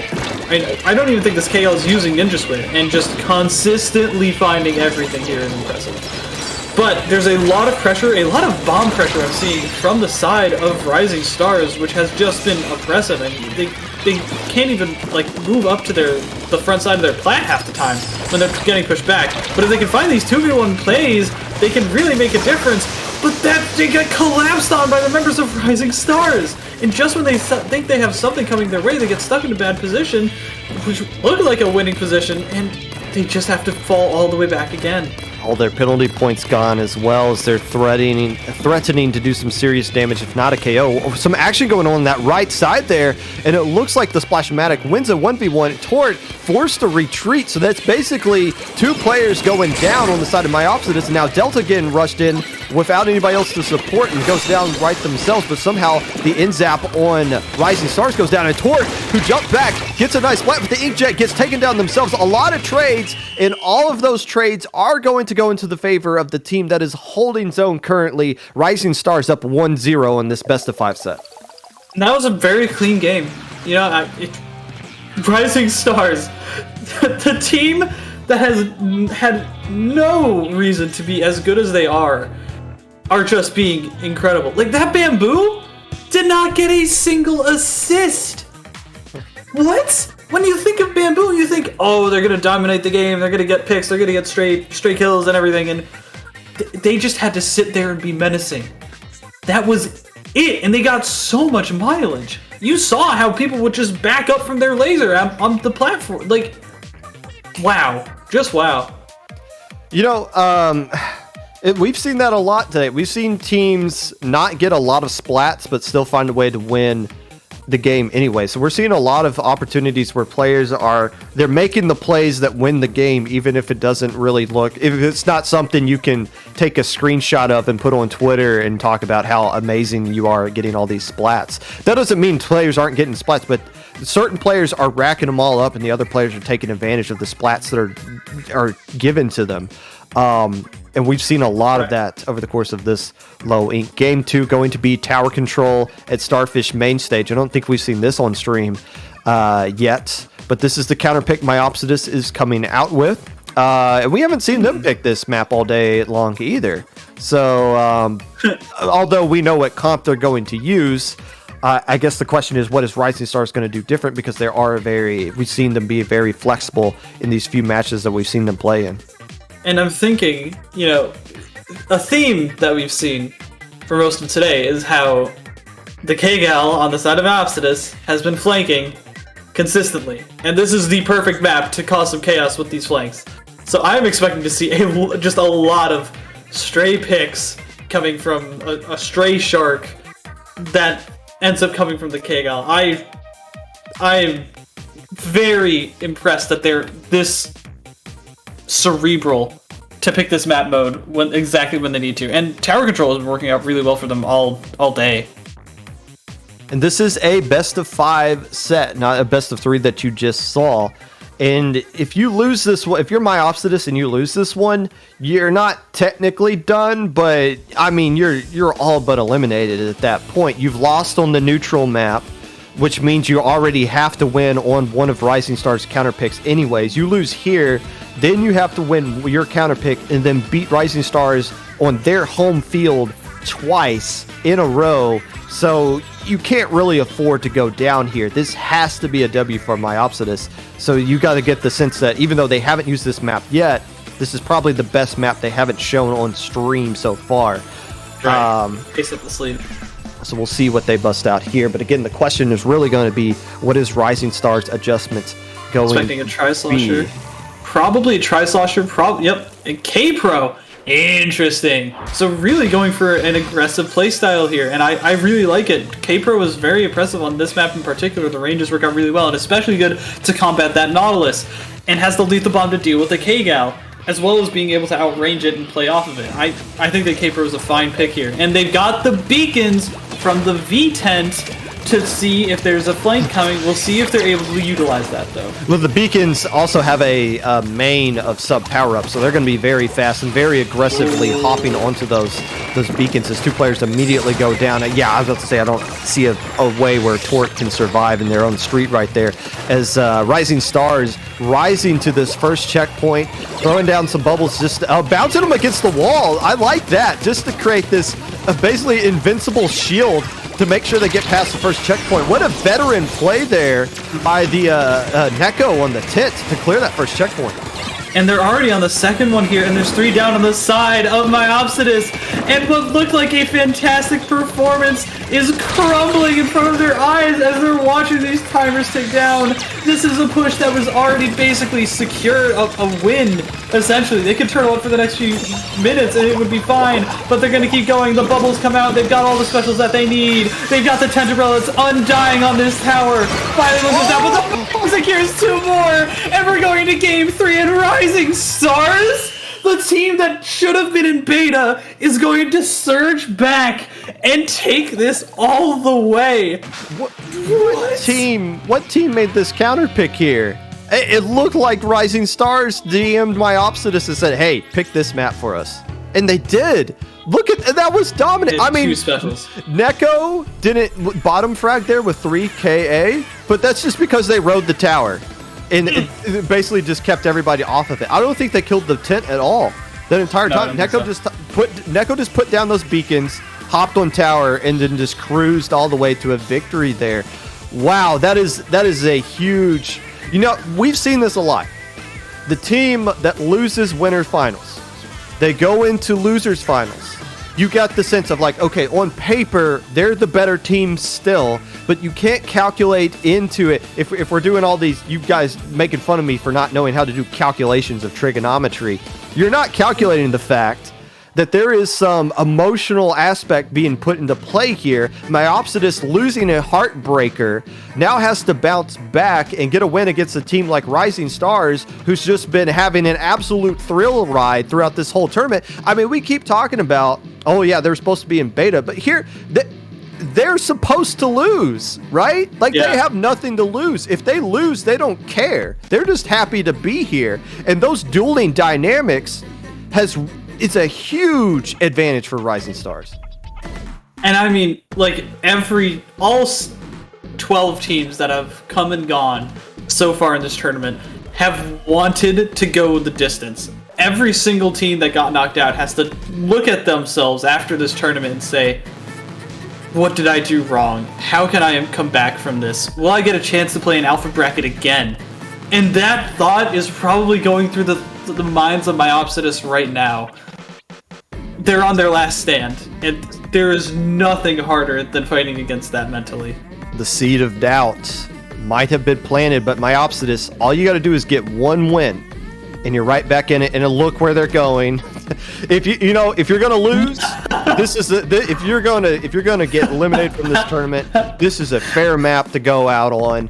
Once again, do they have another bag or another trick in the bag of tricks that they can bust out here to keep their tournament going at Clam Blitz Snapper Canal? Now, the DC kind of helped them out in this last time, and we'll see what they did against ITAP forever, because that was an amazing play. But can they do it one more time to keep their tournament hopes alive? Save comp coming out from them, and nothing really different on the side of Rising Stars as well. It's coming out with the camo as opposed to the vanilla tint. Interesting, and you would think that Bubbles is really, really nice here, but maybe they're thinking, oh, we can push in, we can throw it up, we can use some funny spots, etc., and maybe shred some armors too. It's a very interesting combination here, and the ink mines as well probably help on defense. So, with one going down here though, that tent is not going to be doing any sort of damage. They're able to find a skirmish in mid and getting some trades back and forth. Nothing really substantial yet, although it looks like there's a lot of green on Rising Star's side of the map, and this could be the start of the Myopsidus snowball, where they're just getting control of so much of the map, and you can't keep control, and you can't keep your eyes on all of it. You know, I was kind of wondering, where's the flank going to be coming from? And we saw it was coming from that right side. And Rising Stars doing a good job on the defensive end of like, no, we're not going to let you just climb up there. We're going to shut down all these flanks. They're doing a good job of responding. And there's no way, they were playing all day. There's no way they saw what Myopsidus did earlier in this tournament on stream. So this must be just them being aware and heads up. They seem to be making a lot of smart plays as you get the push going here, but two players going down, and Tadashi wisely just kind of backing off with those clams to keep two players left alive. So there you go. You pop the basket, you get some points, you don't sacrifice too much, but here comes Myopsidus anyways with Violet flanking around that left side, but it's going to be met with two players. I like how they're committing to this right side here, on the side of Rising Stars. They're committing to where the push is coming from. Even though this tent is probably going to go down here, they're wasting a lot of time, a lot of specials, and have no clams at the ready because there was enough pressure being put on by that tent umbrella. And so, I mean, they baited out Inkjet. It's going to be one of their main ways to push. So that's really key. Violet now gathering up some clams as there's a ton of clams, and look where the K-Gal is. Now is being fought though with one of the Inzaps, and while this fight is going on, two more players where Myopsidus is going down. So even though the K-Gal does get the splat right there and does pop V-Bomb to stay alive, there's not really a push that can be had as Kimmy is trying to got kind of lost a little bit of sight of where that player was. And look how green this map is right now. But Rising Stars, to their credit, has been doing a good job of turtling up, enduring. They're getting the trades they need. They're keeping the basket into their control. And all these trades are working out in their favor. And look at this. Myopsidus forced to back up. think they're getting a little bit lost in the sauce, Popgun. They're trying to do everything at the same time. They're trying to throw out all the specials, and in doing so, they're just not coordinating in just the right ways that they need to be. Look at the positioning from the members of Rising Stars. It's immaculate. They've got one on the bunker, they've got one on the snipe, they've got one watching the flanks at all times, and even when a Booyah Bomb comes in and ends up getting one of them, they're able to trade it right back, or at least keep them away for the time being, and can stall out with their own specials. This is perfect play, and they're catching the flanks. Unfortunately, Delta's able to find Kimmy, and with 9 clams is going to be doing a lot of damage if they get one more. Delta able to get past 1 clam just in the nick of time, but Rising Stars is already on their booties. They're chasing them out when they just had a push going. Rising Stars can't be stopped. Myopsidus definitely on their back foot here. 1:30 left to go. They don't have to do a whole lot to get lead here, and they do take down the Tinterbrella. Violet jumping into somebody, but Violet's the only one with clams right now. As they got 9 as a team, but as they're trying to pass them to each other, another fight goes down, but 3 more players going down. The Tinterbrella being the last player left alive for Rising Stars, and they're swarming that player. If Violet getting the basket popped, is it going to be enough to get lead? They don't have any clams. They're starting to gather them up. Violet around this left side, but that is the last weapon you want to fight at that angle. Violet gets the trade anyways, but job well done by the Tri-Slosher to prevent clams from being scored. And now all of a sudden, there's 45 seconds left on the clock, and it's Rising Stars with the counterpunch. And the tent eats the wall and goes for 3! That's going to be 3 picks from this tent with the Ultra Stamp going all the way in exactly when they needed to. And that's 10 clams. They've got 10 clams. That's going to be enough to end. This Tri-Slosher's in the perfect position to spawn camp. And they're throwing the clams in. That's going to be Rising Stars going to Grand Finals of Lowing October 2021. It is the age of the Tinterbrella. Oh no! Get smacked with the hammer. Rising Stars. What is going on? Is a beta bracket team going to win Low Ink? No way. What is going on here? Myopsidus runs into just too much momentum behind Rising Stars, who is rising and growing up right before our eyes. And my goodness, this was not how we scripted Low Ink to go. And now, Uwu, we are going to see. I'm excited about this grand finals because we're going to see. If you don't like the meta, stick around after this break because you're going to see 2 teams that are just going completely off script, and we're just going to see some fun, crazy action coming up next. Wow. We'll be right back on IPL.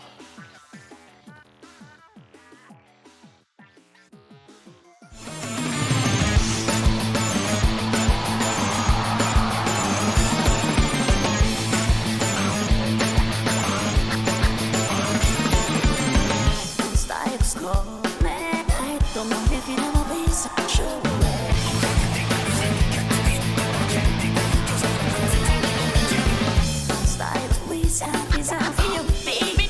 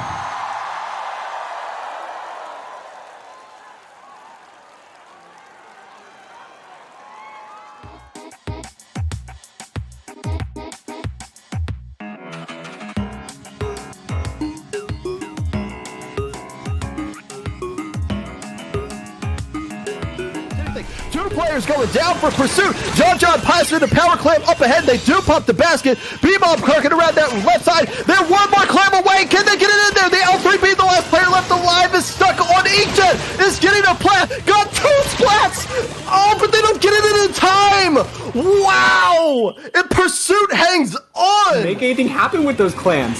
Bebop gonna try to drop down now. But unfortunately, nobody really near them. Not gonna be able to assist quite in the way that they've anticipated yet. But they are eyeing this Booyah Bomb. But the Booyah Bomb is eyeing them. You gonna move? You gonna move, bro? You gonna move? So, that angle, Violet gets the trade anyways, but job well done by the Tri-Slosher to prevent clams from being scored. And now all of a sudden, there's 45 seconds left on the clock, and it's Rising Stars with the counterpunch. And the tent eats the wall and goes for 3! That's gonna be 3 picks from this tent! Trying to get at least one more defensive. The NZAP, Orange NZAP goes down from Sia. They don't seem to be able to push. Vegeta trying once against the last one surviving. My God. Can Sia continue to push? Will they be able to score? It's the free basket. They have a lot of flames available. They just need a few more. And they take the game. Dude, that was clutch.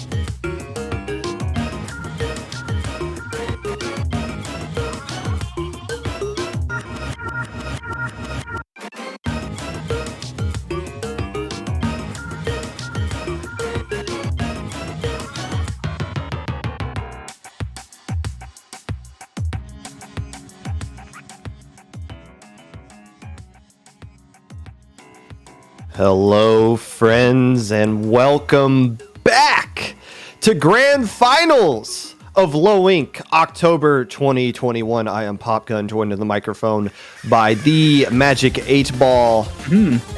We were just kind of talking off camera, Magic. The last, you and me have commentated 2 Low Inks together this year. Yeah. Those are the only 2 all year that have gone to a bracket reset. And it's... I'm not calling anything right now, but just how this whole tournament has been going, you got to get the sense that this is going to be a. I appreciate that you're not calling anything, but the way that you're insinuating things makes me just a little bit uncomfortable. I would love to see a bracket reset right now. That would make my day, that would make Rising Stars Day, that would make all beautiful 230 people watching their day. So, I am excited. I'm very excited. This is a little bit different of a Grand Finals than what you've seen before. In the past, our Grand Finals have been best of 7. What we've realized is that after a long Sunday, these teams have been playing for 3.5 hours already, a potential best of 14 Grand Finals is a little too crazy. Yeah. So we've scaled back Grand Finals. It's best of 5 with a bracket reset being best of 5 if they find a way to get to it. So if you are Rising Stars, who we are expecting to hit a wall at some point, just like every single team has that's been in their position of going all the way through losers finals have done in the past. No team has won Low Ink after losing winners round 1. It's a little bit easier to do this time around. You don't have to win 8 games. You just got to win 6. And game 1 being at Splat Zone's new Albacore Hotel, well, who knows what kind of comps we're going to see from each team. I believe Uwu used a Respawn Punisher E-Leader here when they played Cheez-Its earlier. Okay, so we're going to be seeing some really jank stuff. I am here for it. I'm curious what Rising Stars is going to pull out, because they don't seem to be going off of any sort of like script. They're just doing weapons that they know work together that they can play. You know, like the V-Sploosh. Like what did we see the other match? Like the V tent on Tower Control Starfish with that that K-Pro Tri-Slosher composition. They're just so aggressive and so, like, energetic. It's hard to just keep it under control. And they go completely off their beaten path and go C-Jet. Going in with Plan B here. So not really any on the side of Uwu I'm talking about. They don't really have any kind of range outside of that foil Flingza. So that C-Jet, if they just want to spam Stingrays down the spine of the map, and they can keep that C-Jet safe, that might be the right play here for Rising Stars. Yeah. As they do take down the foil Flingza, they do pop the Tenna missiles that will chase everybody back to the deep side of the map. And now Rising Stars, Kimmy trying to get a splat on that backside, does take down one player. Is oh no, you can't swim. Inklings die in water even though they're surrounded by it for some reason, whatever. Regardless, Rising Stars off to the early start. Rising Stars is here to win. That's what this, like, the way that they've been playing this, the missile spam, the jets, the ray spam, everything, like, they are here to get this win. This is a completely different team from what we've been seeing, and it's working out very well, obviously, but it's such a shift in their mentality, I believe. Bomb the rush, able to cap the zone for Uwu. Coming off a little bit of a delay break here. We usually see teams be a little sluggish in this first game when they have to sit and watch the stream for a tad bit. Now Rising Stars firing a Stingray. It doesn't really accomplish anything, but they do take care of the Aerospray and the Kinsaglugas that we have seen Uwu bust out from time to time, and that should be enough to cap the zone into Rising Stars' favor, but Uwu's not going to be done just yet. They got a third bomb rush on line. This Neo Splash hasn't done a lot on the scoreboard, but these specials have been coming out, have been critical for them as far as capping the zone, and the NZAP player going down with a flanking Aerospray. You never want to see that. Zone going back into the favor of Uwu as they do survive that Stingray yet again. You know, it's interesting. They kind of played it like Triggerfish. They had 2 on the one side, 2 on the other side, and they just kind of merged together because it's a lot easier to do that on this map mode than on Triggerfish, where you can't really influence the side of the map. 2 going down on Rising Stars here, and they're going to probably put another penalty on this zone unless Asus doesn't want to, but the Ray gets popped, and they're going to try and go for it, even though a lot of players aren't in position. They do get 1 down. They might even get 2 here, and the specials are just completely overwhelming Uwu right now. Oh my goodness. You know, that was probably the most effective Stingray we saw all day, but it wasn't enough to stop the zone from going into the lead of Uwu here. So Uwu holding on this lead, but it doesn't look like they're going to hold on it for crazy long. Although the special's coming out right at the perfect time to hold on to the lead, stick cabinet with 3 penalty points remaining. But yet another Stingray. They're on pace to fire off 10 Stingrays here, but it seems like they're not really combining the Stingrays with anything. The missile's coming out well after that Stingray's been fired, but now coming out with the bomb rush is what they're going to combine those missiles with, and that's going to work out into the favor of Rising Stars. So close to getting this lead back with 1:45 to go. Seems like they kind of have the Ray as a primer, essentially, to make sure everyone's out of the way, and they have they can get through that choke point, which might be their strategy here as they're able to take the lead finally. Armor kind of getting wasted on the side of Unlimited Woomy United, and now they're finally able to at least get a little bit of posture on this zone. They're going to throw the Booyah Bombs, and they're going to be able to capitalize off of this, but are they going to be able to get any sort of control? They're pushing in. They're able to utilize these bombs that are just being overwhelming the members of Rising Stars, and that's going to be control and probably the lead going right back into their hands. It looked like Rising Stars is finally taking control, but no. They do have the missiles online, but the armor doesn't get popped from the Junior. That would have really helped out Rising Stars a lot, but the missile's going to be coming out, but with no armor, the Splash-O-Matic is going to get that splat, and that is going to be lead. The Stingray, once again, that Stingray's no way that can accomplish anything, but it does. But 2 other players on the backside do get taken down. Is it going to be enough to stall the zone? It will, and it will get capped by Rising Stars. I'm genuinely surprised that Stingray did something. It seemed like a Hail Mary, but it worked. It did work, and it's going to give them at least a little bit of opportunity in the last 30 seconds of this match.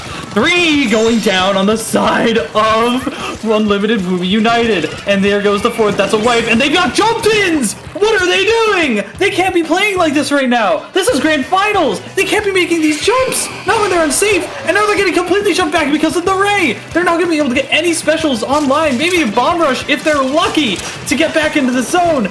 But they're all in one spot. They just need to shut down this choke point. 2 members go, but they get in control. The members of Rising Stars weren't there to paint the zone, Popgun.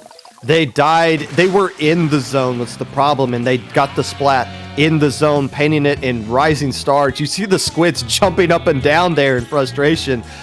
They let that one slip away. 17 KA with the C-Jet. Just standing back and firing the Stingray all the way across the map wasn't enough to keep control of zone, and a very, very entertaining set. Or opening game to this set that Uwu was able to kind of escape with that one. Again, I agree. I feel like that was Rising Stars' game to win, and not getting that win there might come back to bite them. Even though they do get the counter pick here, they are falling behind in the set early. They are, and that's not what you want to see. You need to get every advantage that you can, especially after it's been this long of a tournament, after you're in the losers finals and you know that you're going to have to go the distance. You need to try and speed things up as much as you can. And it's interesting, you know, the first really true hard meta picks that we've seen from Rising Stars ends up not backfiring, but not working the way that they needed it to. And I think that's very interesting. And you could say it comes down to execution and everything, but I feel like there's a correlation there. I could be wrong. You can see the mental mistakes both teams are making, which again, you can't scrim this. Like, you can't prepare for this kind of stage. Like, what's going through their minds is something they've never, you can't really prepare for. So you are going to see, like you pointed out, that jump in to a player that was clearly going to get splatted that didn't amount to anything. Yeah, that's a clear mental mistake, but it's just going to come down to which team makes the least amount of mistakes. And now Rainmaker Blackbelly, I don't think we're going to see that V Sploosh because that player got subbed out. Or did we force them to change their name? I think we did. I think that's what happened, yeah. Okay, so yeah, we might see that V Sploosh again, but man, do you really want to risk going down 2-0 using a V-Sploosh? If I have gleaned anything from this tournament, from watching this team so far, I think that they're ready to die with this ship. I think that they're ready. No, we don't see it! Come on! No! It's the right call. It's the right call. You and I both know it's the right call. Sticking with that Tri-Slosher, though, the Tri-Slosher was the main issue that Cheez-Its had to deal with from this Rising Squids team. Sticking with that Tenebrella with the Curling Bomb Rush, I would say Neko played really well not using Tenebrella in that last game, using Carbon, or Carbon's being used here, using Junior instead, but now coming back to that Brella, and they're really going to need it right now as it's the last player left alive. Uwu firing everything right now, getting monstrous amount of points, and they take down the tit, so no Curling Bomb Rush. This could be a knockout situation as 2 more players going down from the side of Rising Stars, and the Tri-Slosher goes down as well without getting the splat. The Splash-O-Matic able to save everything, getting a double. That could have been a lot worse. Honestly, that could have been game right there. Uwu with a heck of a push, and Rising Stars lucky to still be in this one. They could have gone left. You know, they decided to commit to that box jump when the left side was painted, actually. I think that was the wrong call, but that's going to be something that's hindsight, obviously. But they are making a strong push here. Neko is on the Rainmaker, which means they're not going to have the Tenderbriller to use his push, but they do get 2 down, so it doesn't really matter.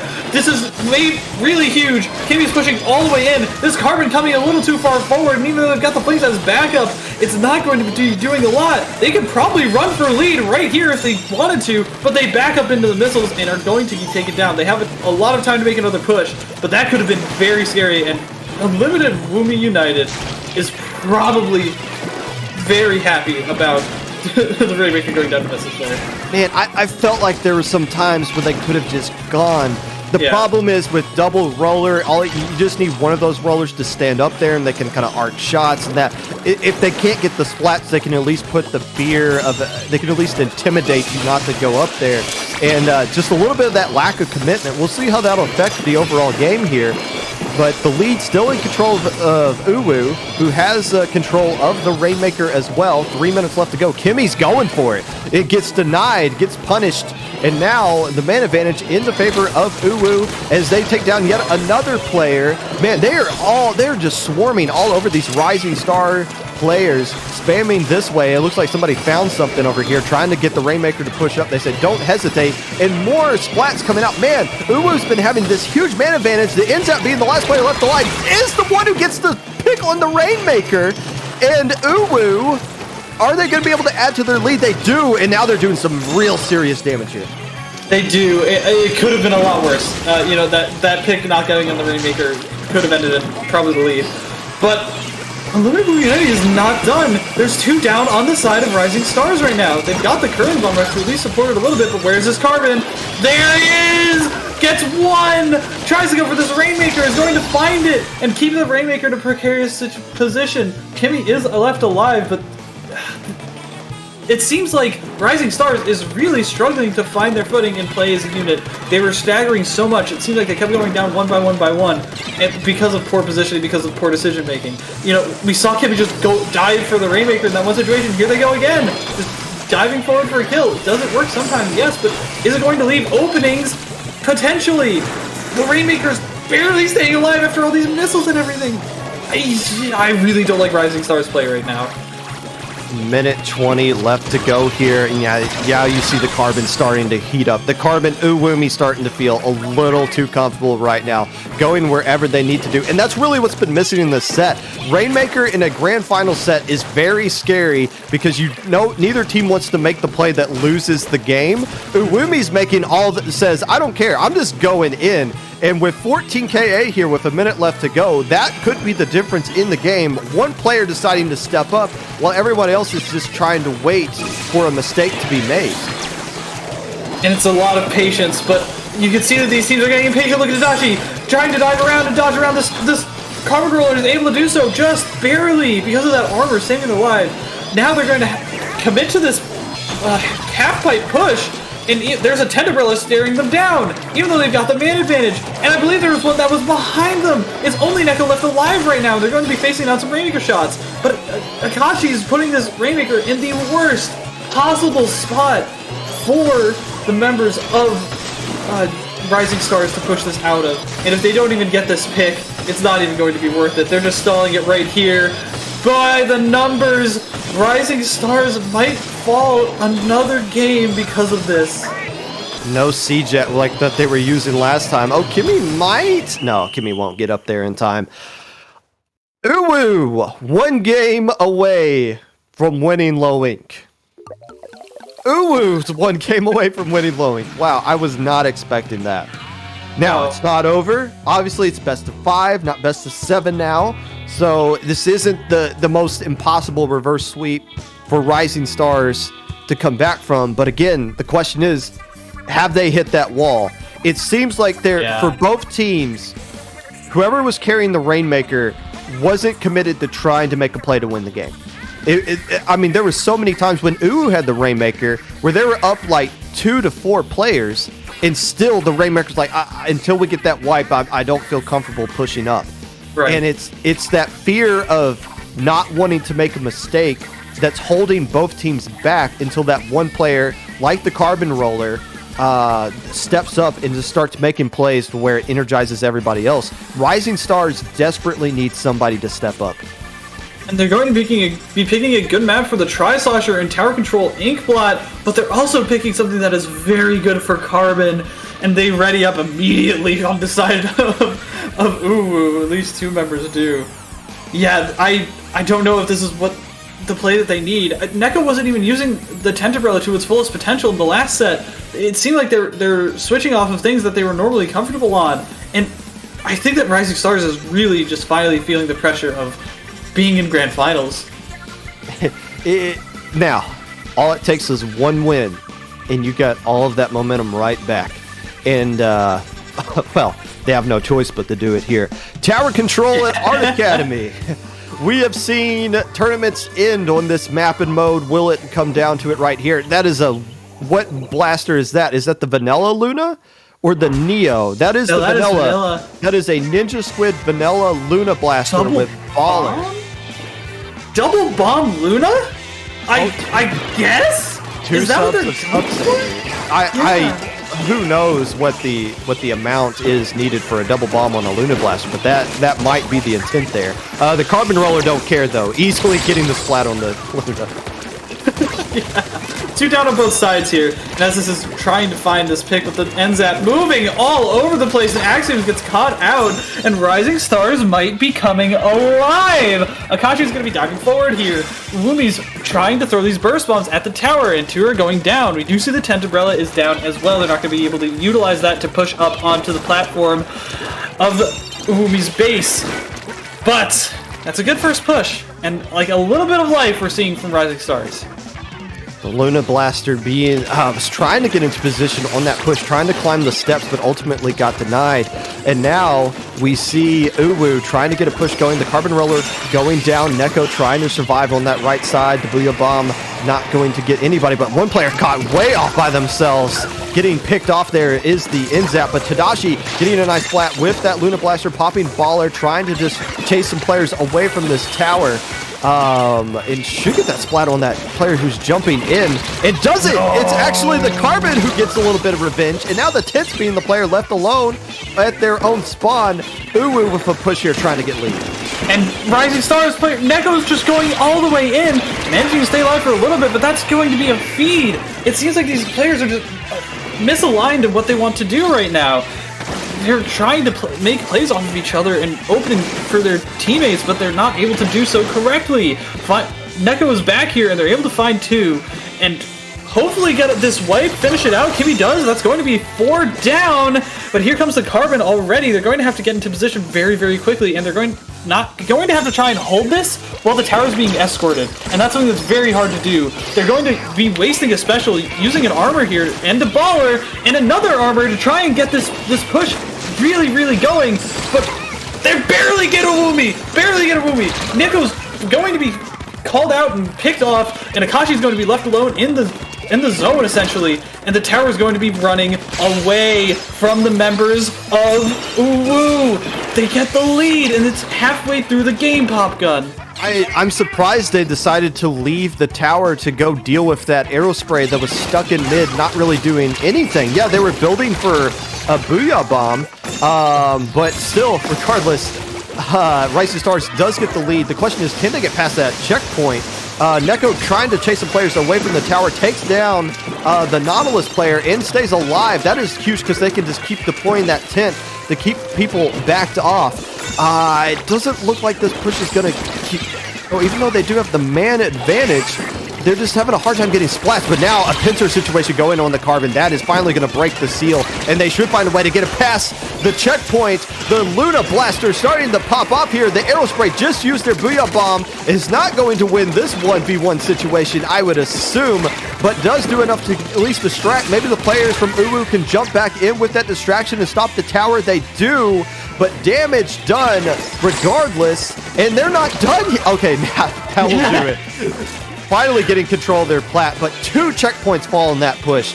Or at least, one checkpoint and get to that second and that final one. A very good push for Rising Stars. Yeah, this is, like, you have to be thinking, okay, we need to make a really, really strong push here. And if they can get picks like that pretty consistently, they're going to be able to do the job. And we've seen that this Rising Stars roster is not immune to their own faults, as 2 players are going down to this Carbon, and Woomy's trying to make a move, is not going to be able to do so, gets caught out just barely by this Tri-Slosher, and the Inkjet comes out, but it's not going to be supported by anything, as 4 members are just staring it down and able to find a pick beside it, and Uwu's just trying to force this push, and I don't think it's the right call, Popgun. They got 2 members down. They don't have enough resources to make this thing happen.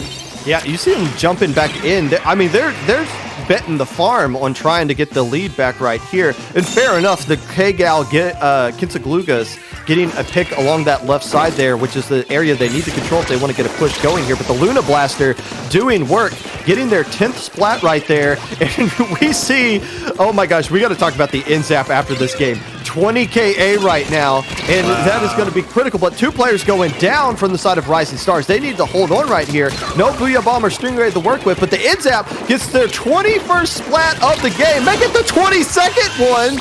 And now it's completely flipped the script. That is a wipe. What? And Rising Stars stays alive in this one. I said somebody had to wake up and make some plays here. It came from the NZAP. 22 KAs. Not ready to be eliminated just yet. I don't know how to pronounce that correctly, so I'm not going to try. But it's a very consistent player throughout this entire tournament run. Just been sticking on that NZAP, pumping out armors, pumping out bombs, pumping out just a ton of paint and a ton of pressure, and has been moving very well. Just from the stuff that I've barely glimpsed of it, and finally really coming alive there. And wow. I guess Uwu didn't know what to do on that map. The more things change, the more things stay the same. And, well, the Luna Blaster is awesome. The Brella is cool. But it's that meta weapon. It's that K-Gal. It's that NZAP. It's that C-Jet that always kind of lands at the very top there as far as the leaderboard is concerned. But 24 KA, that's the jolt of life that Rising Stars needed. And now Uwu, who has won on Splat Zones and Tower and Rainmaker, they're counter-picking tower control here, even though that's the mode they just lost on. So it's a legal pick for them, but here they go. They're readying up very quickly. We're going to Shipyard. This is the map where they ran that comp. No, Rising Stars steamrolled on this map. Yes, they did, but so did Uwu, right? They both did really jank compositions that ended up doing really well. And now, instead of going with something crazy, they end up using the Luna Blaster here, which is also crazy, just in a different way. And these are 2 just very strange compositions. We see 2 go down to the side of Rising Stars, and this tent is looking very green, already going down. That's a... What? Yes, this is a wipe in. As we've seen in all the games here so far on screen, this could be it. This is a very scary situation. The wipe coming out here. Uwu starting to push up. If they get another wipe right here and get across that second checkpoint, it could be deadly. But one player does go down for Uwu. Kimmy getting some nice splats at the key time, going down themselves. And the Dynamo in a very scary spot, but getting all the splats they need. The last player left alive is the Aerospray, but that Harden's going to be jumping in. As the NZAP falls off the map. I have no idea how you fall off the map here, but just because of the position of where this map is, but still falling down that bridge area, and 2 more players going down. This is a very intense opening minute as they're approaching that second checkpoint. And Rising Stars looks like they're finally crumbling. They're finally just moving in the wrong positions, moving in the wrong ways. They're able to utilize some of these armors well, and this Tri-Stalker is finding the right positions, but I don't know about going after this Dynamo, Kimmy. I don't agree with it. They're trying to stop these jumps from coming in, but Kimmy ends up going down, and the jumps are successfully landing. Uzi has to back away and get some ink here, but 2 members go down. They just keep going down when they need to stay alive. They need to use their specials. Rob Gun, this could be it. I don't know what Rising Stars is doing there. Yeah, they're trying to just go in and try to make something happen, but instead when it looked like they stopped the push and try to recollect themselves. But here we go. That second checkpoint is fallen. The 10 is down. It's a 3v3 situation right here. Everybody dogpiling onto the tower, and the last team that's going to be standing on top of it for now looks like it is going to be Rising Stars, but until they clear out all these players, and the Luna Blaster getting the nice pick right there. But look where that Dynamo is. They have no answer for that. They just don't. And now it's the last player. So now they can find a way to force them back a little bit. But the half of that game was just Uwu putting on a clinic. And it might not be over yet. They can't get this Dynamo out of here. They finally do. After 2 specials being popped towards it and getting another person taken down. This double armor composition is going to get pushed away whenever the Dynamo hits it, and they don't have anything ranged to deal with it. The Dynamo is the longest range weapon on this 8-person lobby. Booyah Bomb comes out trying to get people off of this tower, but 3 players are going down, and Rising Stars is flipping the script. I think that last player jumped back to that carbon roller. Oh, no. They found him. They didn't jump back. So now they get splatted instead. And now it's Uwu who's the team that's staggered. Kimmy is going in and is going to get punished from that. But can they clear the second checkpoint? That would be absolutely monstrous. And they do. And they get the wipe. Rising Stars. What is going on? We're going to a game 5. Wow. How do they come back from that? I mean, it looked like they changed everything. It looked like after that initial wipe, they pushed all the way up. They were already up the slick. They were already into the window by the time the tower was in mid. And like we saw the dynamo in up top there on the snipe area get taken down. Like I saw like the roller going down into the ink, and it seemed like they maybe Uwu got a little bit too confident. Maybe chose a bit too confident spots after that wipe, and that ended up spelling defeat.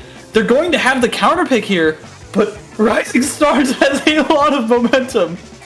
You know, I thought when I thought that carbon roller jumped back, I was like, okay, that's the right play. They're resetting with their team. They're going to sacrifice that first checkpoint. As long as they hold on that second one, it's fine. But instead, that carbon roller was sharking, and they found him. And then when they splatted the carbon roller, it was over from there, because then they're desynced coming back in, and then you get in that little bit of a pressure situation, and like, we need to rush this tower. We need to stop it right now. And you feed into that Tri-Slosher, who really, all honesty, if it wasn't for that Tri-Slosher getting to all those picks, staying alive all those times when Uwu was pushing, this tournament's over. Yeah. Right? So the Tri-Slosher really stepped up that game.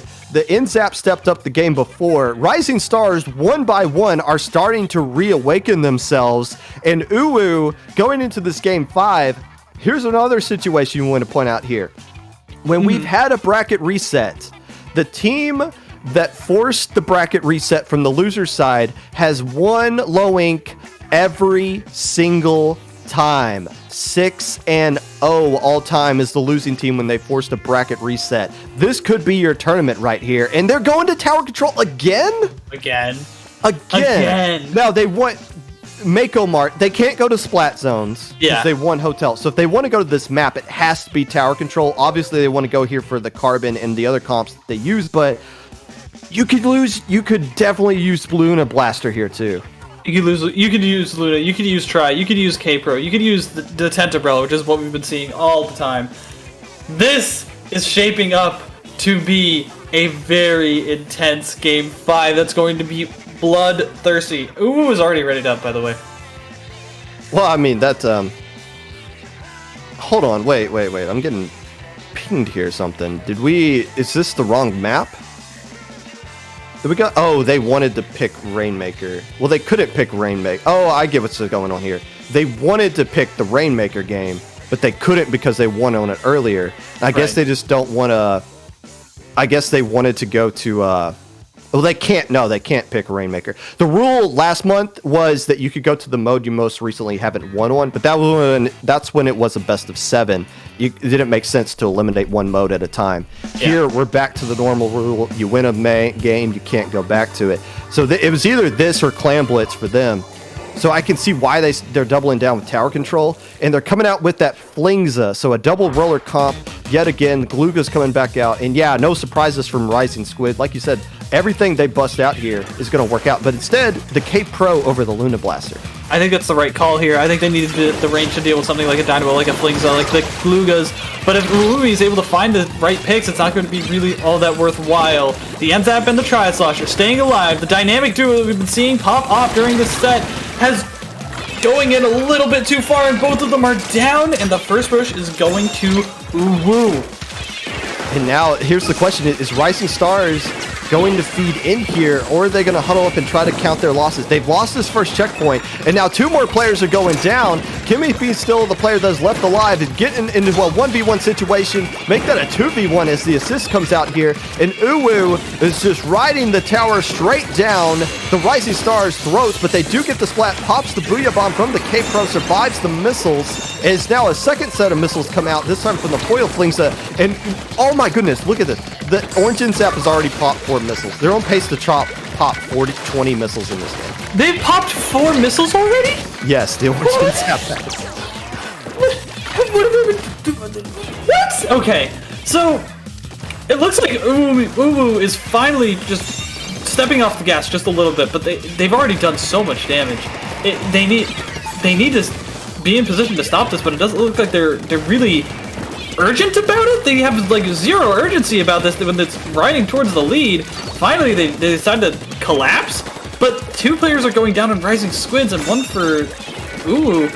I just don't know if this was the right play because now they're going 2 down, and Rising Stars might have a little bit of momentum. Everything kind of stalled out in mid here as we do see a little bit of battle going back and forth. Game essentially tied. 3 minutes left to go. I know it feels like everything is on the line right here, obviously, but if you're in this game, you need to calm down. You need to realize, look, we got 3 minutes. It's basically a tied game here as far as checkpoints are concerned. We just need to make the right play instead of making the mistake. And you see the Carbon Roller just waiting for somebody on Rising Stars to make the mistake. And that might have been it right there. Taking down the Tri-Slosher is huge and gives control of that right stack to Uwu. And now Neko riding the tower for Rising Stars as they're trying to get something going. And 2 players going down for Uwu. Rising Stars is going to have an opportunity to make a play here. Yes, they are, and they're trying to find this last player who's sharking about. I think they jumped out or something, but they finally get this Tenderella on the tower, too, which is going to be able to shield this at least to the lead. A Booyah Bomb comes out, and that's how Flings are going down. Wait a minute, this is a lot of members down for Unlimited Movies United. Axiom trying to just keep people off this tower, but they've got an armor, and they've got a lot of players here surrounding this tower. Both armors are up on the side of both teams. The tower finally gets past the checkpoint, and it's only the Carbon left alive. And it looks like they're trying to scout for it. They're trying to find something. Oh no! The Carbon goes down, chasing up a little bit too far, and the members of Rising Stars are in Uwu's base. The Booyah Bomb comes out, and that's probably going to lead to at least the last player getting off of the tower. They're trying to shut them off. The Carbon's there. They're able to shut this down for at least for now. But Uwu is going to have a mountain to climb. 1:30 left to go. 2 checkpoints stand in the way between Uwu and their ultimate victory in this tournament. Specials need to be built up by Rising Squids if they want to hold on to this one. But this is where like strategy goes out the window and it just comes down to instinct, right? Like your just primal instinct just kind of takes over in moments like this, and whoever's just got the best natural skill will come out on top in this situation. 1 minute left to go here. Uwu trying to get something going. They have taken down the Inzap, who has spawned back in. They got 2 checkpoints they need to get across here. Tadashi trying to stay alive. It's a little bit ways away from the Booyah Bomb, but that the tent does have a hammer online. The missiles, the 10th missiles from the Inzap goes out, but doesn't really accomplish a whole lot as they try to build up some more missiles. 2 more players going down. Kimmy still being alive and pops armor. That should force the rest of these players popping back. Oh man, they're trying to make something happen with these missiles. It's just not working though. The Carbon was on that left side, was right there alongside the missiles with the armor, and just gets picked off right in the nick of time before it was able to do any damage in the base of Rising Stars. And that is the awareness, that is the instinct, that is the flow that you need in this game. Unfortunately, 2 players going down on both sides, and Axiom is able to find 1 more. It's only Kimmy, but nobody's riding the tower for now. They do have an armor charged, and this is probably going to overtime. Specials are coming online for Rising Stars as well, though, and they're just huddling on the tower, trying to find any picks that come their way. 1 goes down! 1 goes down to the side of Unlimited Woomy United. And then the bomb takes out another. 3 go down. It's only Akashi. Akashi's trying to stay alive, trying to find everything. It's not able to do so. There's a jump. The Rising Stars climbs on the tower before the jump comes in, and we are going to bracket reset. Get your brooms out. We just got a reverse sweep. It's always you. It's always you. It's always you that we have bracket resets in. And something crazy happens. Rising Stars. We can't point this out enough because the longer this tournament goes on, the bigger of the story this becomes. They were in beta bracket. They were literally until Snowfall dropped like 1 minute before we hit the thing. If Snowfall doesn't say anything, if they just go into if we start the bracket and then all of a sudden Snowfall comes out and says, hey, we only got 3, we got to drop, then that team Snowfall was going to play was just going to get a bye, and Rising Stars was still going to be in beta bracket. This is the most unbelievable run. You can't make this up. No. You cannot make this up. And here, what you are about to see, you are lucky in chat. What you are about to see is going to make history. No team has ever lost in round 1 of Low Ink in Alpha Bracket and won the whole tournament. On the flip side, no team that has been in the winner side of this bracket that got forced into a bracket reset has won Low Ink. Somebody's going to break a curse today that no team has ever done in Low Ink history. Okay. So with that out of the way, Popgun. What are we about to see? Okay, if you're Uwu, you really have to plan around this, right? You win a mode, you can't go back to it.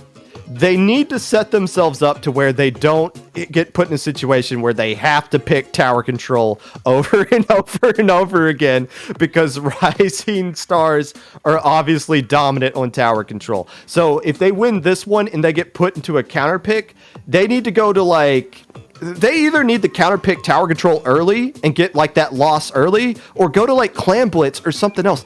They can't be put in a situation to where game 5 is tower control. They can't do that. No. So they have to be really smart with the path that they force through this. They have to be really smart with their counter picks in this set.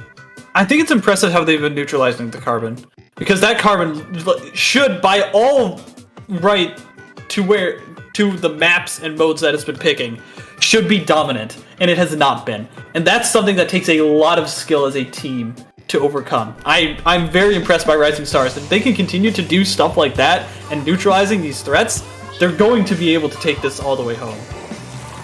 Game 1 being Sturgeon Shipyard. I don't know if this is the map Uru wants to see right now, but once again, sticking with Splat Zones, the NZAP coming back out. The NZAP was on pace at one point. Look at them staying back at spawn, just firing missiles instantly. That's going to be all they do the entire time, is build up for missiles and just fire them. But if they actually coordinated those missiles with something, look, they fired their second missiles, but it's not going to accomplish anything because everyone's dead. Right, exactly. And that's the problem with these pure special spam compositions, right? That they just get overwhelmed, they get pushed out. But I mean, I guess if they have a carbon that can do the same thing right back to them, it's going to work out just fine. Ooh's trying to find this tent umbrella here, getting chased around. This is a very bad situation, but the hammer is able to trade out just barely, and that's going to be good for Rising Stars because they can at least get a little bit of their way back into this map. But Kimmy, again, trying to use this spinner to its advantage, but when you have a Dynamo on this team, you're not going to be able to easily challenge that, and that's something that they need to work around, especially when they have a double armor composition like they do right now. They have no specials online, they have 2 members down, they need to be staying safe. They need to not be getting picked out by this Dynamo. They need to not be getting pushed out by these missiles. Their positioning is just so off right now, and Tadashi is trying to find something with this armor, and Uwu is just playing this perfectly. Now they're finally settling down, building up some specials. Armor online, hammer as well. But, 2 more players going down, and now this armor isn't really going to help anybody. That should be it, unless Kimmy makes a miracle play, which they are potentially going. Game 1, Uwu, after taking 3 straight L's, gets momentum back and forces Rising Stars to make the first counter pick. That they needed to win that one. Yeah. Just for their mental psyche. And once again, it came down to the Dynamo getting into too comfortable position and Rising Stars just not having an answer for that. No, if they play these super low range compositions, they're not going to have an answer for it unless they get missile spam themselves, right? Which is, it's not their playstyle. That's not what they want to do. And I respect them going for what they want to do. I do respect that. But if they want to win, then they need to come up with a bit more of a creative solution, Let's see what they counterpick. So, another thing to point out, you can't go back to a mode you've already won on. So if Uwu gets into a situation to where they make a counter pick, they can't go to TC's Shipyard anyways because they just won on it on Splat Zone. So that Dynamo just perching up top there, we're not going to see that for the rest of the tournament unless Rising Stars, wants to go to back there for tower control, or if they want to double down and go to Shipyard again. What they have been picking, Black Belly, right? Rainmaker, didn't really work out that well last time. So I wonder if they're going to take that into account, if they want to pick it again. This is the first time we've seen a bracket reset in the counter pick era of Low Ink. So this is new territory for a lot of teams. So and that might be why they're taking a little bit of time to figure out what they want to go with here, because what they used last time just flat out did not work.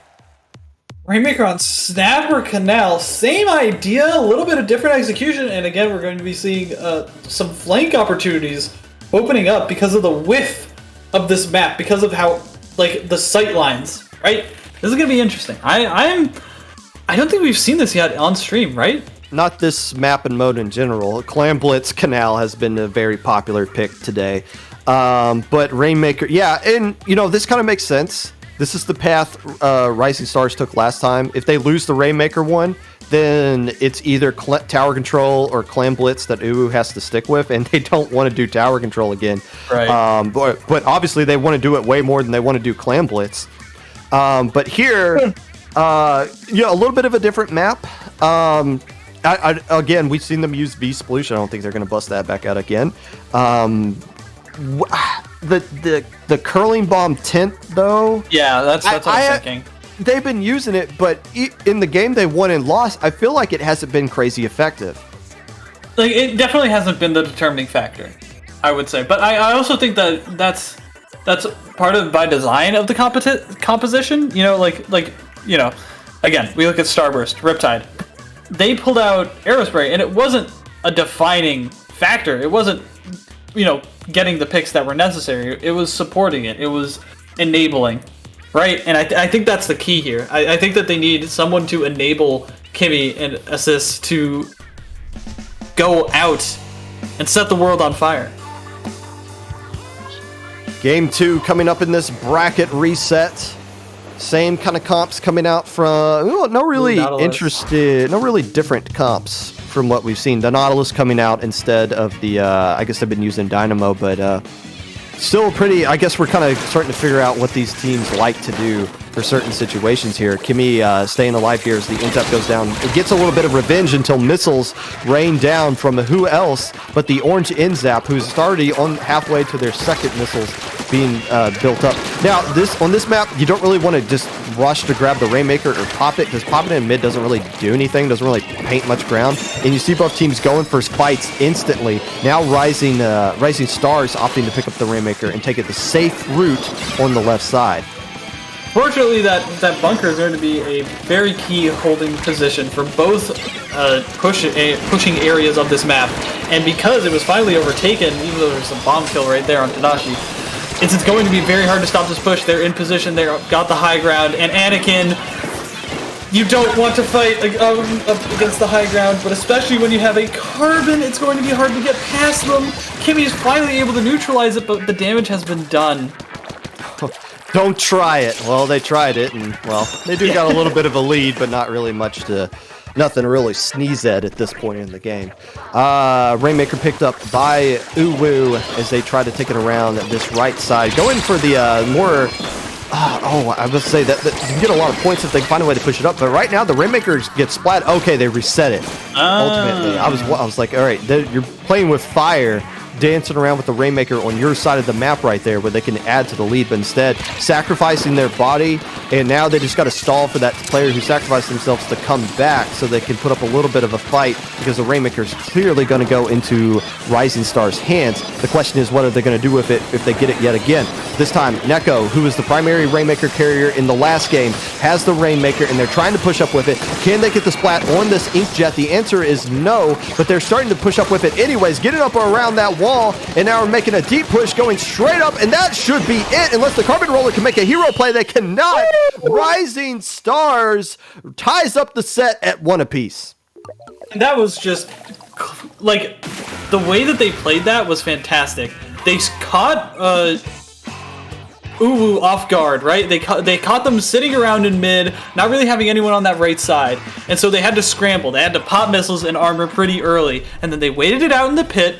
They got some picks, like you saw the Gluga roll in a little bit too early, and then they gunned it right when all of the specials were done, right when they got the picks that they needed, right when they had the paint necessary and the specials necessary to keep that push going, and they executed precisely, and that was fantastic.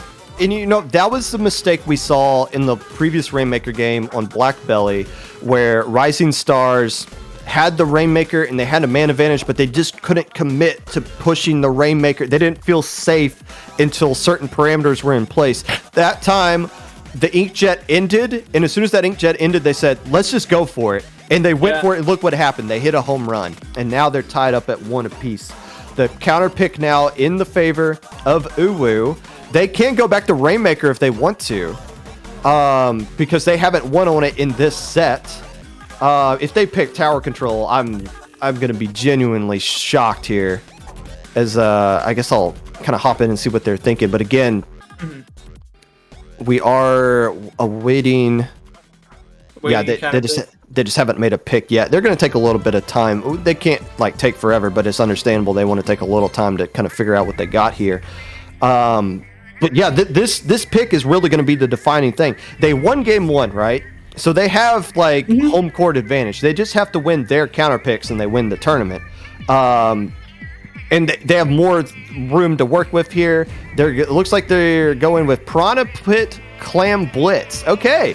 So they were willing to die on tower control in the last set. This time they want to try Clam Blitz. Fair enough. Yeah, I mean, hey. If they think that they can rock it, they think that they can, use that tent to its fullest advantage. They think or probably not tent, right? That's Rising Stars. Right, that's Rising Stars. Maybe they feel like they're going to be able to abuse a tent. Who knows? It's a very all or nothing map, and Uwu is an all or nothing team. And I think that that's where they're going to be playing their advantage, right? And this is a decent map for Carbon, to be honest. Carbon can do well here. It's not like the ledges and everything are like great, but the verticality of everything and the way that the map is structured, it forces a lot of CQC fights that it can do well in. And we now have the second copy pasta in chat that Tukey is now being taken over by Senator Phillips. This is the dumbest low ink and also the best one at the same time. Clamplets. Piranha Pit. This is Uwu's counter pick. Man, if Uwu does really well here, I wonder if it's going to be in the back of their minds like, why did we not pick this in the last one? Like, why did we commit to dying on tower control over and over again when we could have just done this here? But yeah, I don't know. And it's interesting. Rising Stars is taking the most time. I wonder if they're going to change up something. Tri-Slosher is good here. It's good everywhere to some extent. But I wonder if they're thinking maybe we should switch up to more range or something. Maybe something happened in that last game that they just feel comfortable with. But regardless, I guess we'll see coming out here as both teams take the entire time to decide on what comps are going to be. Winner of this game will be 1 game away from winning this entire tournament. Going up 2-1, and we'll have control. We'll get to decide what Game 5 will be if it gets to a Game 5. So much on the line right here. Bamboo coming out from Kimmy instead of the Tri-Slosher magic. That Bamboo is going to be very critical. And like you said, the range coming out from the side of Rising Stars is exactly what they want. And it's going to be able to combat stuff like the Flingza, like the Glugas, pretty darn well. Even when they have all of 3 of their members in one corner, trying to get stuffed out by a Booyah Bomb, trying to get stuffed out by missiles, trying to get armored upon, they're going to be able to find the picks that they need because they're able to outrange them, because they're able to play patient. And even with this Carbon running face first at them, it's not going to be enough. And Rising Stars is probably going to take this counterpick win and go up 2-1 in the match. I'm calling it now. They got an early lead, and this is a very scary. You can snowball so easily on this map, and now you start to see that there's only 1 player left to wipe. That's a wipe, and now it's starting to get to KO territories potentially, but there's not a lot of clams on the side of Rising Stars just yet, and that might be what ultimately does in this push. However, they do find some more clams to get it down to 35, but now all the players from Uwu are starting to spawn back in. They're starting to chase all these Rising Stars away, so that will end the push, but damage done. 35 points remaining in the opening minutes, but again, it's such a snowball, easy to snowball on this map. All you really need to do is pop the basket once if you're Uwu, and you're right back in this one. Yeah, but look at this. the members of were pushing up pretty far, but it seems like they got a little bit too separated, a little bit too fast. And because of that, they were dancing around with the tent, and the members of Rising Stars were able to capitalize on it. And again, we see them playing off of each other pretty darn well. And there's not enough clams on the side of Oo's map, of the Ooh side of the map to make a sustained push. Pop can take it away. 2 players going down on the side of Rising Stars. And here comes your popped basket, and 3 players now down. Oh, I think I saw some clams go off into the ocean there. And now you got 1 player going back to get some clams, but somebody has enough here. They can definitely keep it open, but do they have enough players to get the lead as all these Rising Stars are swarming back in? And that should shut down this push. It does. They do get a lot of points up on the board. It will make their second push a lot easier because they'll be a lot closer to that lead. Just got to get rid of penalty points. And also keep in mind, we're just halfway through this game. There's still a lot of Clam Blitz Piranha Pit left to be played here, and we've seen some fireworks coming off from both teams. This has been a really good set so far. Set, and this game is a perfect example of it. Look at this pick. Look at the coordination with the jumping, with the Booyah Bomb getting thrown out right at the perfect time. Kimmy unable to find the pick on the carbon roller. Not going to be able to do much about it. They're going to have to just back away from this push. Let everyone stay alive, not overcommit, not overextend, and unfortunately Neko does go down there, but as long as they can keep Ooh from getting up too much paint on the ground and letting the carbon roller run around, it's going to be fine. Here comes the Booyah Bomb though. It's going to take over the map on the Rising Stars side. Tadashi's able to find a pick, but will it be enough? The basket is getting open. That's 3 down, and Axiom, although has a power clam, unable to find it, and this is going to be a huge push for Rising Stars if they can get that control back. That was almost the lead right there. They built up the power clam and was right there to make the throw. It was just too much green ink in the way that they couldn't overcome. And now 1 more player from Uwu going down, and it's Rising Stars with the counter push. As soon as 1 team pops the basket, it's almost like open season for that other team to just come right back in and throw the counter punch. 2 power clams get thrown in, but they lose 2 players, make that 3 in the process. Kimmy might add to the lead, but they can't do much else than that. Getting wiped right there, I don't think that's what you wanted to do, sacrificing everything just to get 1 more clam. But now look at the response. They're coming back in very well. I think the angle that Uwu took to get to that basket was a little too close to the enemy spawn right there, and they're getting punished for that. Yes, they are. Again, they're moving up too fast. They're not establishing min control before they take this push, and because of that, it's going to lead to them just trying to dive for these power clams. You can't be making those mistakes when you're at this stage in low ink. You can't be making those mistakes. You can't be diving for power clams that are going to get you killed. You can't be just throwing away your special gauges when you need them to make pushes. You can't be doing this, and Rising Stars is going to capitalize off of these mistakes very well. Here comes the hammer. Here comes the Booyah Bomb from Akashi, but it's going to get taken down. Look at that. They got picked off. Rising Stars has everything they need to end the game right here, and are they going to do so? Here comes the power gun. It gets blocked. Rejected from the block, and somebody gets the rebound, and it will get the KO anyways. Just too many players following up on that on the rebound there. Actually, they only had 2 players left alive, and that's just the right 2 that they needed. Even with the assist from the wall, it's not enough to keep Rising Stars from winning on Uwu's counter pick. And now this is, man, this is a huge mountain to climb. Obviously, we've said that a lot. Who cares? But here's the Uwu needs to win here. Obviously, yes. I feel like they could go back to Rainmaker. The problem is they know Game 5, if they get to a Game 5, Rising Stars gets the pick, and you know they're going to tower control. But that's for if. That's a if. Right now, you have to get a win here. You have no choice but to get a win. I think they're going to go back to Rainmaker. They were so hesitant to do Clam Blitz last time, and that was an even Clam Blitz game, but it was just Rising Squids was just in control from the whole time, even though there was windows to where Uwu could have gotten in there. And if that was their best Clam Blitz map, I don't think they're going to feel comfortable going back there. So I think we're going to see Rainmaker here. And you're right. Rain Anchovy. Okay, yeah. Yeah, and it's scary because we saw how many wipes Rising Stars was getting on Uwu there. And that's going to be even more pronounced during the pushes on Rainmaker than it is on any other mode. Like we were talking about last time that Rainmaker came up, it's one mistake. One mistake is all it takes to get... I'm trying not to script from another thing. Is all it takes for one push to be the end. This could be tournament match. This could be the end. And that's really... this is really scary if you're Uwu. Grand Finals Rainmaker is completely different from like Swiss stage Rainmaker, especially when if you lose it, you're done. So you can't play nervous though. You if you're gonna grab the Rainmaker, if you're Uwu, you can't play nervous. You can't sit there and wait for the wipe to happen. You need to realize when your window to strike is, and you need to strike quickly. And if you're Rising Stars, who I'm probably going to accidentally slip up and call them Rising Squids at some point. Again, my bad.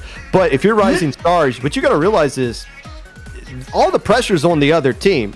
Like, you can play, like, that can allow you to play a little bit more loose and play your natural style. Because you know you control game 5 anyways. So if they just let the pressure build up on Uwu, they can find a way to... They can control this entire game just from that mental standpoint. It's all going to be a mental battle. It's overcoming yourself in these matches. That's the real key here. And we're going to see if they can overcome the obstacles that stand before them, the mental hurdles that are in front of them, and the utter pressure that they are under in this grand final set. As we see a Bloblobber flings of composition come out on the side of Unlimited Woomies United. What? I don't understand what is going on with these compositions. The range is so much, and it looks like it doesn't have enough to support the Carbon Roller, but I guess the Carbon doesn't really need support when they can just fling the bodies at other players. But Rising Stars has been neutralizing that all game. I don't agree with this Carbon Roller pick anymore. I don't know, Compigan. It doesn't seem like it's the right call. And so that's a full wipe? That's a wipe? Look, it's a wipe! And they don't... Axiom gets left behind from the fan here, unfortunately. They're going to have to make a push that's going to have a little bit more obstacles in the way than what could have originally happened. But Rising Stars is going to be able to put up a good defense here. My dog's trying to come in, so I muted myself. I didn't realize. But yeah, I was genuinely surprised that they're coming out with this blob, because that's the player who's been spamming specials this entire time, and you can't really spam it with the blob, so maybe they're just going to spam the bubbles coming out here.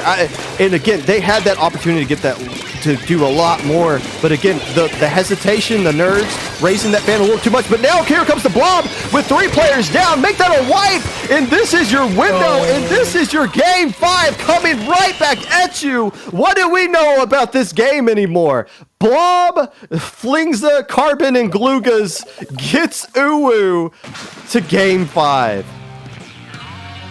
I was not ready to commentate 10 games for grand finals, but I'm here, we're here, and I can't believe that Rising Squids has been playing from losers round 1.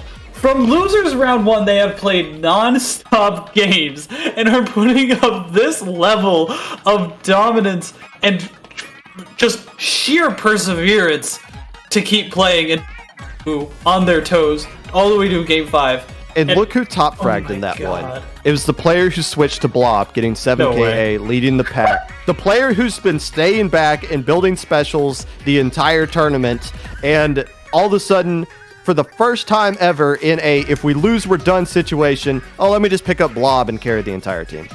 Where was Literally that? haven't seen it. Where's that been?